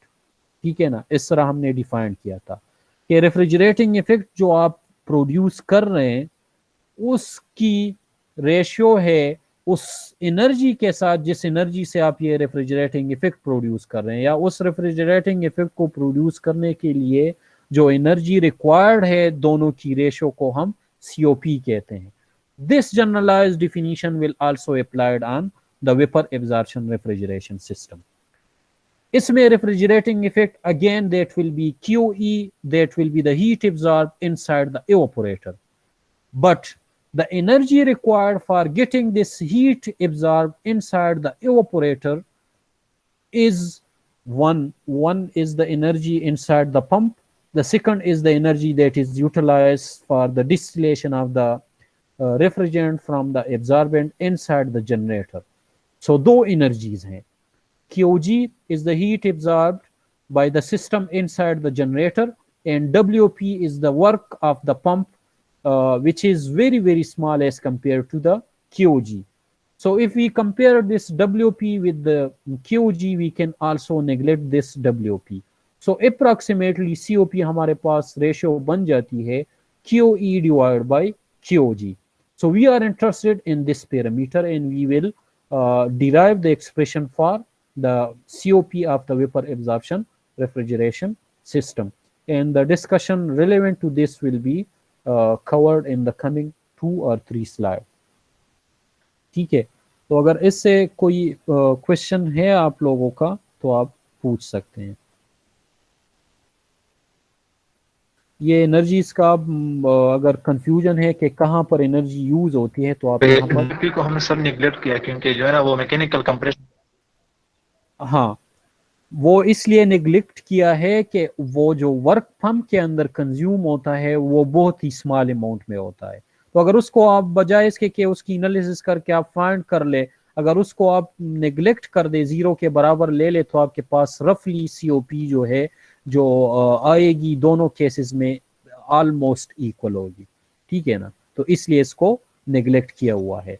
तो यहाँ पर आप देख सकते हैं कि ऑपरेटर में हीट एनर्जी एब्जॉर्ब होती है जिसको हम रेफ्रिजरेटिंग इफेक्ट कहते हैं। In case of the vapour absorption system, पूरे सिस्टम के अंदर जो एनर्जी कंज्यूम होती है, एक पंप की एनर्जी है और दूसरा जनरेटर की एनर्जी है QG। तो इन दो एनर्जी से हम ये रेफ्रिजरेटिंग इफेक्ट ले रहे हैं। तो इन दो एनर्जी की रेशो अगर आप रेफ्रिजरेटिंग इफेक्ट के साथ ले ले तो उसको COP कहते हैं। तो इसी COP को हमने फाइंड करना है इस सिस्टम के लिए। ठीक है ना, सही है सर, ओके। अच्छा, know the COP of the vapour absorption refrigeration system. System के अंदर हमारे पास मुख्तलिफ जगहों के ऊपर एनर्जी जो ट्रांसफर है वो मुख्तलिफ है। ऑपरेटर के अंदर सिस्टम हीट एनर्जी एब्जॉर्ब करता है। ठीक है, इसको सुन ले। With reference to the system the heat energy is absorb by the refrigerant which is the part of the system. तो ऑपरेटर में सिस्टम हीट एनर्जी एब्जॉर्ब करता है। एब्जॉर्बर के अंदर उससे हीट एनर्जी सिस्टम से रिजेक्ट होती है। ठीक है, इसी तरह जनरेटर के अंदर सिस्टम हीट एनर्जी एब्जॉर्ब करता है और पंप के अंदर जो है हम सिस्टम के ऊपर वर्क डन करते हैं या एनर्जी जो है सिस्टम एब्जॉर्ब करती है। फिर कंडेंसर के अंदर हीट एनर्जी जो है वो रिजेक्ट होती है, उसमें हीट एनर्जी हम रिजेक्ट करते हैं। तो ये जो QA प्लस QC लिखी हुई है ये दोनों एक सोर्स के जरिए लिंक है। मतलब अगर सराउंडिंग में ईयर है तो एब्जॉर्बर में भी आप ईयर कांटेक्ट में लाओगे और उससे हीट एनर्जी जो है रिजेक्ट होगी उस ईयर को, और वही ईयर इन कांटेक्ट में आएगी कंडेंसर के साथ भी और उससे हीट एनर्जी जो है वो रिजेक्ट होगी। तो दोनों सोर्सेज एक ही एरो के साथ लिखे हुए हैं। तो एक दो जगहों पर कंडेंसर के अंदर और एब्जॉर्बर के अंदर सिस्टम से हीट रिजेक्ट होती है, बाकी सब कंपोनेंट के अंदर एनर्जी जो है वो सिस्टम एब्जॉर्ब करती है। ऑपरेटर के अंदर हीट एनर्जी एब्जॉर्ब होती है, जनरेटर के अंदर हीट एनर्जी एब्जॉर्ब होती है और पंप के अंदर मैकेनिकल वर्क जो है हम सिस्टम के ऊपर करते हैं। ठीक है, तो अब जो है हमारे पास इस सिस्टम के अंदर ये एनर्जीज जो है वो मतलब कंट्रीब्यूट करती है और उनकी जो डिस्कशन है, कुछ कंपोनेंट में एनर्जी निकलती है सिस्टम से, कुछ कंपोनेंट में एनर्जी मिलती है सिस्टम को। तो इसके ऊपर हमने साइन कन्वेंशन यूज करने और फिर फर्स्ट लॉ और second law of thermodynamics apply करके हमने COP की डिराइवेशन निकालनी है। ठीक है, अगर इसी फिगर को हम कंपेयर कर ले प्रीवियस फिगर के साथ तो उससे भी आप अंदाजा लगा सकते हैं।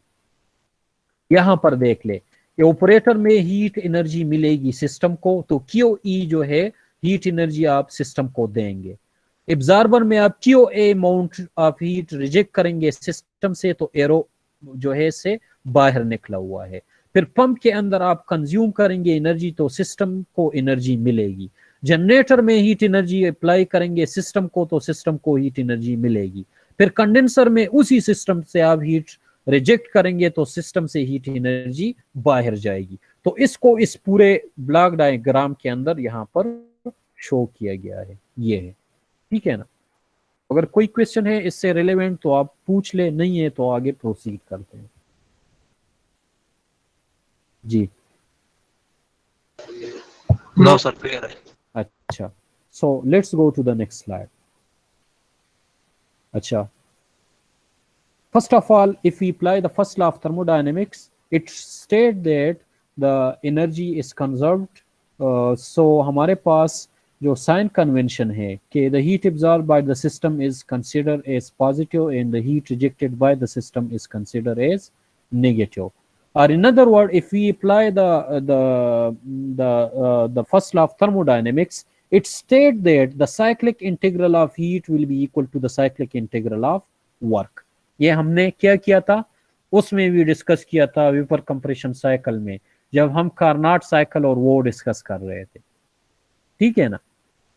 अच्छा, तो इसमें cyclic integral of heat in the whole system is, if we apply the sign convention, the sign convention is that the heat will be considered as positive if the system is absorbing it, and it will be considered as negative if the system is rejecting it, and the work will be considered as negative if the work is done on the system, and it will be considered as positive if the work is done by the system.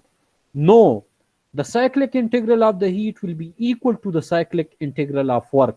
तो अगर यही formula हम इस पे apply कर दे तो operator में सिस्टम हीट एब्जॉर्ब करती है तो पॉजिटिव साइन के साथ आ जाएगी.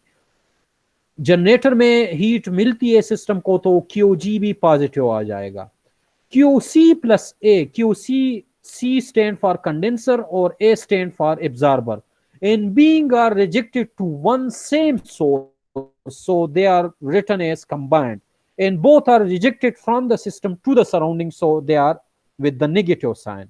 और ये वर्क अगर राइट साइड पर हम लेके जाए तो ये नेगेटिव बन जाएगा, क्योंकि हम सिस्टम के ऊपर वर्क कर रहे हैं, सिस्टम कोई वर्क कंज्यूम प्रोड्यूस नहीं कर रहा. अगर कंप्रेसर या पंप की जगह टरबाइन होती इस सिस्टम के अंदर तो वो फिर पॉजिटिव साइन के साथ आता, और राइट साइड से लेफ्ट साइड पर हम इसको लेके आते तो ये नेगेटिव बन जाता. समझ आ रही इसकी या नहीं? Yes sir. अच्छा, so the first equation is this one. Now if we apply the second law of thermodynamics, second law of thermodynamics की मुख्तलिफ statements हैं, और जनरलाइज जो इसकी वो है, इस second law of thermodynamics basically define the entropy, और it state that the entropy, the total entropy, एक होती है सिस्टम की एंट्रोपी और दूसरी होती है सराउंडिंग की एंट्रोपी. तो सिस्टम प्लस सराउंडिंग की जो एंट्रोपी है, सेकंड लॉ ऑफ थर्मोडायनेमिक्स कहती है कि ये हमेशा या तो जीरो के बराबर होगी या जीरो से ज्यादा होगी, ये नेगेटिव नहीं हो सकती, ठीक है. In other word, the entropy of the system plus the surrounding will always increase. In one particular case, it can only be equal to zero, and that is for the completely irreversible and ideal processes. ठीक है, तो इसमें हमारे पास जो है दो terms हैं, एक system change in the system entropy और change in the surrounding system entropy, surrounding entropy. तो सिस्टम की एंट्रोपी, अगर पूरे सिस्टम की एंट्रोपी आप कंसिडर कर ले, these processes which we have discussed over here इस सिस्टम के लिए, इस पूरे सिस्टम के लिए हमने आइडियल प्रोसेसेस कंसिडर किए हैं, और साइकिल के अंदर initial and final state are at the one single point, ठीक है ना, क्योंकि कंप्लीटली रिवर्सिबल प्रोसेसेस हैं, तो जहां से वो स्टार्ट होते हैं उसी पर वो एंड होते हैं. तो अगर इस सिस्टम की चेंज इन एंट्रोपी हम कंसिडर कर ले तो the change in the entropy of the whole system is zero, because the initial entropy is equal to the final entropy, cyclic जो एंट्रोपी है, ठीक है. तो सिस्टम की entropy, the total change in the system entropy for the ideal and completely reversible processes is equal to zero. तो ये term इसमें जो सिस्टम का चेंज आ रहा है ये जीरो हो जाएगा. सराउंडिंग में क्या होगी, सराउंडिंग में कुछ कंपोनेंट जो है सराउंडिंग से हीट लेती है और कुछ कंपोनेंट में सराउंडिंग को हीट जाती है.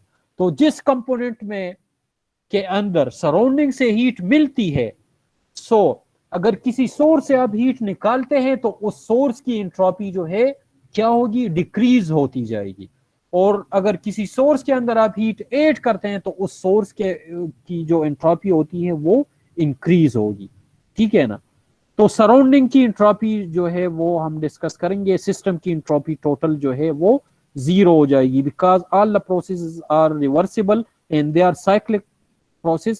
So for the whole system or for the whole cycle, the change in the entropy of the cycle will be zero. तो सिर्फ सराउंडिंग की जो एंट्रोपी है वो change that change will be equal to or greater than the zero value, और उसको जो है हमने हर कंपोनेंट के ऊपर अप्लाई करना है। ठीक है, अब सराउंडिंग में हमारे पास अगर इस फिगर को हम देख ले, ये वाला फिगर, इसमें एवापोरेटर के अंदर सराउंडिंग से हीट मिलती है।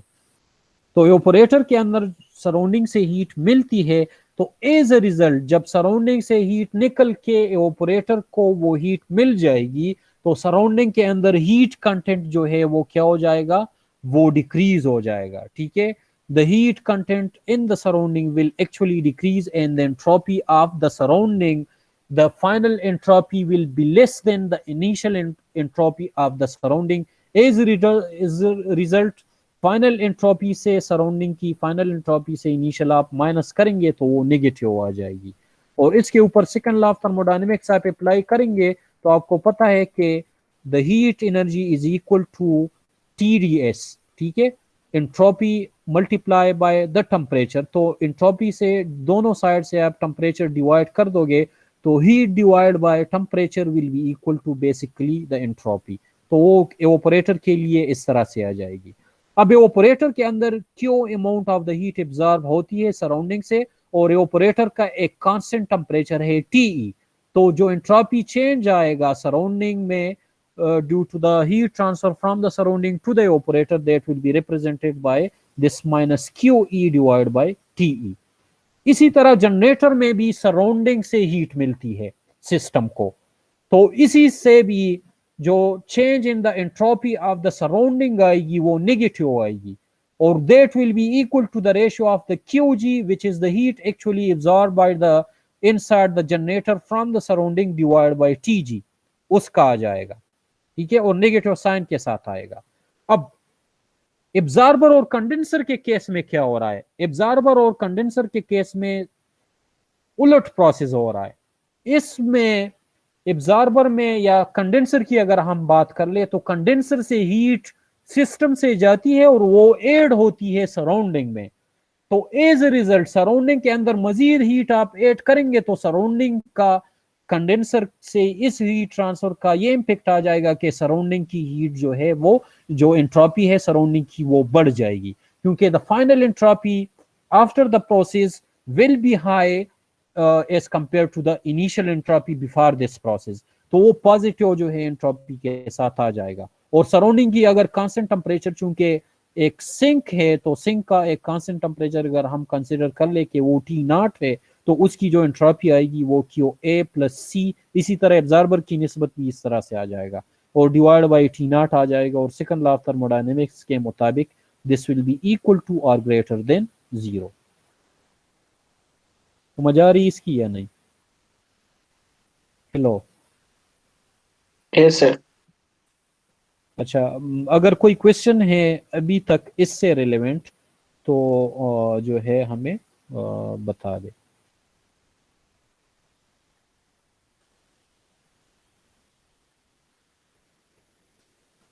कोई क्वेश्चन है? हेलो, कुछ तो बता देना, क्वेश्चन है या नहीं है? सर 3 तक क्लियर है?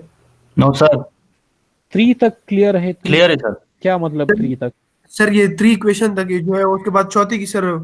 हाँ वो अभी करेंगे, वो अभी हमने डिस्कस नहीं किया है। Yes sir. अच्छा, मुझे ये बता दे, ये ऑपरेटर का जो इम्पैक्ट आ रहा था एंट्रोपी ऑफ द सराउंडिंग के ऊपर, वो नेगेटिव क्यों आ रहा है, ताकि मुझे अंदाजा हो सके कि आपको समझ आया है या नहीं। इसमें पॉइंट है, ठीक है। एंट्रोपी क्यों नेगेटिव है उसकी सराउंडिंग की? Due to the heat rejected from the evaporator. जी कामरान।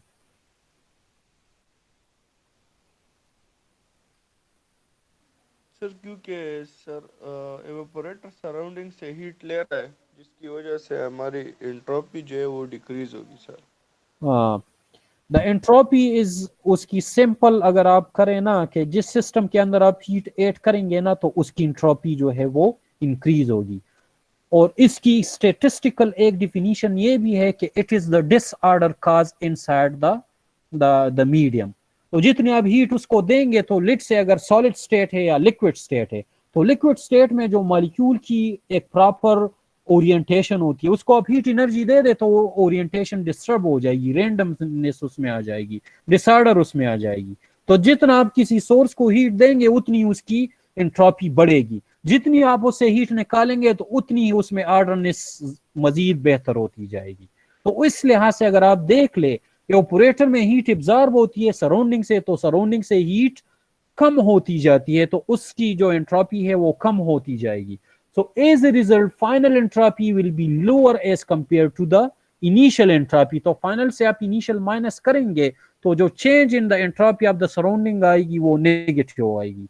इसी तरह with reference to the condenser, condenser से heat आप reject करते हैं surrounding में, और surrounding में जब heat आप surrounding को देते हैं तो surrounding की heat content जो है वो increase हो जाएगी और उसकी entropy बढ़ जाएगी। As a result, the final entropy after the process minus the initial entropy before the process, अगर दोनों की difference आप ले ले तो the change in the entropy of the surrounding will be represented by a positive sign, or mathematically that will be equal to the ratio of the heat to the temperature at which it was rejected। जी sir ये Question है? Absorb से surrounding को sir हम heat देते हैं sir. हाँ, वो क्यों? क्योंकि सोल्यूशन सोलिबिलिटी तभी अच्छी होगी क्योंकि उसमें हीट एनर्जी जो है वो लाइब्रेट होती है, ठीक है ना। जब सोल्यूशन बनता है तो एक तरफ से वेपर आता है, दूसरे तरफ से लिक्विड लिथियम ब्रोमाइड आता है। तो वेपर को आप सोल्यूशन फॉर्म में लेके जाते हैं तो उसको आपने लिक्विफाइड करना होगा, तो लिक्विफिकेशन में जो लेटेंट हीट है वो आप उस वेपर से निकालेंगे तभी वो जो है लिक्विड फॉर्म में जाएगा, और उसको लिक्विड फॉर्म में ले जाने के लिए जो हीट निकलेगी वो उस सोल्यूशन का टेम्परेचर बढ़ा देगी। तो उस हीट को भी आपने उससे निकालना होता है ताकि सोलिबिलिटी जो है उसके अंदर अच्छी रह सके, ठीक है ना। Okay sir. अच्छा, know the equation 4 come from putting the value of QAC from equation 1 in equation 3। ये यहाँ पर जो फर्स्ट लॉ ऑफ थर्मोडायनेमिक में QAC का जो फार्मूला है, अगर इसको राइट साइड पर ले जाए तो ये हमारे पास बन जाएगा QE प्लस QG बन जाएगा, प्लस WP के बराबर आ जाएगा, ठीक है। तो यहाँ पर इक्वेशन 3 पर आप T0 रह जाएगा, लेकिन QAC की जगह QE plus QG plus WP आ जाएगा, और इसको फिर जो है आप रीअरेंज कर देंगे। तो रीअरेंज करेंगे तो QE और QE एक साइड पर कॉमन ले लोगे, और QG और QG दूसरे साइड पर कॉमन ले लोगे, और उसको एक तरफ से दूसरी तरफ आप शिफ्ट कर दोगे तो आपके पास इक्वेशन ये आ जाएगी, ठीक है ना। ये आप खुद कर सकेंगे या इसको मैं डिराइव कर दूं? हेलो सर, बस विद रिस्पेक्ट टू जीरो हमने इसको सॉल्व करना है ना। ये देख लेना, इसमें ग्रेटर देन और इक्वल टू का सिंबल है, ठीक है। तो इस पूरे इस साइड को जो QE और QG और QAC है, इसमें सिर्फ आपने इक्वेशन 1 से QAC की वैल्यू पुट करनी है, ठीक है सर। और QG और QE की टर्म्स को आपने सेपरेट करना है, क्योंकि हमारे पास COP की डिफिनीशन क्या है, that is the ratio of QE divide bye QG। अगर यहाँ पर आप देख ले ये वाला, तो ये दो टर्म आप सेपरेट कर दे तो आप इससे वो COP की वैल्यू आप निकाल सकते हैं। और अगर इसमें हम ये assumption भी कर दे कि work of the pump is very small और इसको आप निगलेक्ट कर दे तो ये मजीद सिंपल हो जाएगा, ठीक है ना। ठीक है सर। अच्छा, तो ये इक्वेशन 4 में इस तरह से हुआ है, और बाकी आपने इसको क्या करना है, सेपरेट करना है।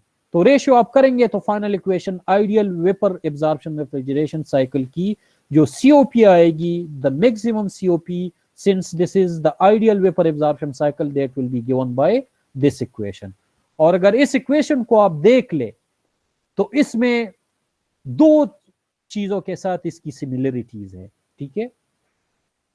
The first term in the first bracket is TE divided by T0 minus TE। ये क्या रिप्रेजेंट कर रहा है? अगर इसको आप कार्नाट वेपर कंप्रेशन साइकिल की COP के साथ आप कंपेयर कर दे, उसमें क्या था, उसमें भी TE था ऊपर, और नीचे कंडेंसर का टेम्परेचर था माइनस ऑपरेटर का टेम्परेचर था। इस तरह था या नहीं? Yes sir. Yes sir. अच्छा, तो इस फर्स्ट टर्म की जगह आपके पास COP of the Carnot cycle आ जाएगी। इस दूसरे ब्रैकेट को अगर आप देख ले, this is nothing but it is the thermal efficiency of the Carnot जो है साइकिल। इसमें आप देख ले टीजी क्या है, हीट सप्लाइड है at high temperature. T not क्या है, एवापोरेटर की क्या है, टेम्परेचर है, सॉरी एब्जॉर्बर की टेम्परेचर है ना, इसी टेम्परेचर पर एब्जॉर्बर से हीट रिजेक्ट आप करते हैं, ठीक है, डिवाइड बाय टीजी। तो अगर heat supplied minus heat rejected divide by heat supplied आप कर दे तो ये रेशियो बन जाएगी थर्मल एफिशिएंसी की, कार्नाट साइकिल की। इसकी समझ आ रही है या नहीं? हमने स्टीम पावर प्लांट तो पढ़ा है ना, पावर प्लांट 2 में। Hello, yes sir. इसमें आपने कार्नाट साइकिल की एफिशिएंसी पढ़ी है या नहीं, thermal efficiency of the Carnot cycle पढ़ी है या नहीं पढ़ी यार, या पढ़ी होगी या नहीं? Yes sir, yes sir. उसमें कार्नाट साइकिल आप लोगों ने पढ़ा है जिसमें बॉयलर जो है कांस्टेंट टेम्परेचर पर डोम के अंदर एवापोरेशन बॉइलिंग होती है वाटर की, फिर टरबाइन में आप एक्सपेंड करते हैं और कंडेंसर के अंदर कांस्टेंट टेम्परेचर पर हीट आप रिजेक्ट करते हैं सराउंडिंग एटमॉस्फेयर को। और उसकी जो एफिशिएंसी है कार्नाट साइकिल की thermodynamic efficiency, that is the thermodynamic efficiency is equal to the output divided by the input. No, the input is the heat supplied inside the boiler. जो boiler में आप heat supply करते हैं for the boiling of the water from the liquid to the steam that can be utilized inside the steam turbine. ठीक है, ये आपके पास input है। output आपके पास क्या है, work of the turbine है, and that work is according to the second law of the thermodynamic is the heat supplied minus the heat rejected. जितना हीट आप रिजेक्ट करते हैं उसको आप माइनस कर दे हीट सप्लाइड से जितना आप इनपुट दे रहे हैं बॉयलर को, ठीक है ना, उसके बराबर है या नहीं है? Yes sir. अच्छा, तो आउटपुट आपके पास heat supplied minus heat rejected के बराबर आ जाएगी। तो हीट सप्लाइड भी कांस्टेंट टेम्परेचर पर है और हीट रिजेक्टेड भी कांस्टेंट टेम्परेचर पर है, क्योंकि कार्नाट साइकिल में आइसोथर्मल हीट एब्जॉर्प्शन प्रोसेस होती है बॉयलर के अंदर और आइसोथर्मल हीट रिजेक्शन प्रोसेस होती है कंडेंसर के अंदर, ठीक है ना। तो वही जिस तरह हमने वेपर कंप्रेशन साइकिल के अंदर वो जो इक्वेशन लिखी हुई थी कि टी कंडेंसर इनटू इस exit entropy minus inlet entropy, वही इक्वेशन अगर आप अप्लाई कर दे तो आपके पास ये एफिशिएंसी की जो फार्मूला आएगी कार्नाट की वो इस तरह जो है वो बन जाएगी, क्योंकि टीजी के साथ भी वही S2 माइनस S1 आ जाएगा और टी नॉट के साथ भी वही S2 माइनस S1 आ जाएगा, ठीक है ना। Yes sir. और नीचे भी वही हीट सप्लाई के साथ वही S2 माइनस S1 वो कॉमन लेके आपके पास इसकी जो फार्मूला है वो इस तरह से बन जाएगा। अच्छा, वो मेरे पास वो पावर प्लांट के स्लाइड है क्योंकि समर में मैंने इसको पढ़ाया हुआ है, ठीक है। तो अगर आप चाहते हैं कि कार्नाट साइकिल की थर्मोडायनेमिक एफिशिएंसी की इक्वेशन आप दिखा दे तो मैं आपको दिखा सकता हूँ, ठीक है। समझ आ रही है आपको या नहीं? ठीक है सर। अच्छा, अगर समझ आई है तो सही है, नहीं समझ आई है तो दोबारा इसको डिस्कस कर लेते हैं। बाय द वे समझ आ गई? हाँ, ये तो आपको समझ आ गया है ना। ये फर्स्ट ब्रैकेट के अंदर कार्नाट साइकिल की जो सीओपी है, या प्रीवियस स्लाइड आप देख ले उससे अंदाजा हो जाएगा। इसको आप कंपेयर कर ले जो पावर प्लांट 2 में आपने रैंकाइन साइकिल से पहले जो कार्नाट साइकिल का पढ़ा है उससे कंपेयर कर ले तो ये उसके बराबर आ जाएगी। और diagrammatically second law of thermodynamics क्या कहती है कि हाई सोर्स हीट एनर्जी से आप वर्क लेते हैं इंजन के अंदर तो उससे कुछ हीट आप रिजेक्ट करेंगे। तो अगर इसको हम इस तरह से कंसिडर कर ले, क्योंकि जनरेटर है और नीचे हमारे पास इस सिस्टम के अंदर एब्जॉर्बर है और जनरेटर में आप हीट देते हैं जनरेटर को और एब्जॉर्बर में हीट रिजेक्ट करते हैं, तो उससे जो है कुछ वर्क आपको मिल जाएगी एक सिमिलरिटी रखने के लिए, और वो वर्क आप कंज्यूम कर लेंगे अगर बीच में आप टरबाइन लगा रहे एक्सपेंशन के दौरान, क्योंकि एब्जॉर्बर के अंदर दोबारा वही प्रेशर लाने के लिए आप एक्सपेंशन करोगे, तो उस एक्सपेंशन को थ्रॉटलिंग के बजाय अगर आप टरबाइन लगा रहे जिस तरह कार्नाट कहता है, तो वो टरबाइन से कुछ वर्क मिल जाएगा और वो वर्क आप रेफ्रिजरेशन साइकिल में यूज कर लोगे, कार्नाट साइकिल में भी आपके पास वर्क कंज्यूम होता है, ठीक है। तो आप उससे जो है लो एनर्जी जो एवापोरेटर टेम्परेचर पर है उसको हाई एनर्जी कंडेंसर के ऊपर आप लेके जा सकते हैं। तो दो सिमिलरिटीज आपके पास वेपर एब्जॉर्प्शन साइकिल में बन जाती है। So the ideal COP of the vapour absorption cycle is maximum if it is equal to the Carnot COP multiplied by the Carnot thermodynamic efficiency, ठीक है ना? Yes sir. तो अगर इससे कोई क्वेश्चन है आप पूछ ले, नहीं है तो I think it is enough for today. और कमिंग उसमें हम लिथियम ब्रोमाइड सिस्टम डिस्कस करेंगे और इससे 1-2-3 प्रॉब्लम जो आपको बुक मिला हुआ है उससे करेंगे और कुछ जो है ऑनलाइन में देख लूंगा उससे भी हम कर लेंगे, ठीक है। तो ये इंशाल्लाह कमिंग उसमें फिर हम डिस्कस करेंगे। तो अगर कोई क्वेश्चन है आप पूछ ले, नहीं है तो बस इसको वाइंड अप कर दें, ठीक है। Any question? Okay, so let me stop the recording.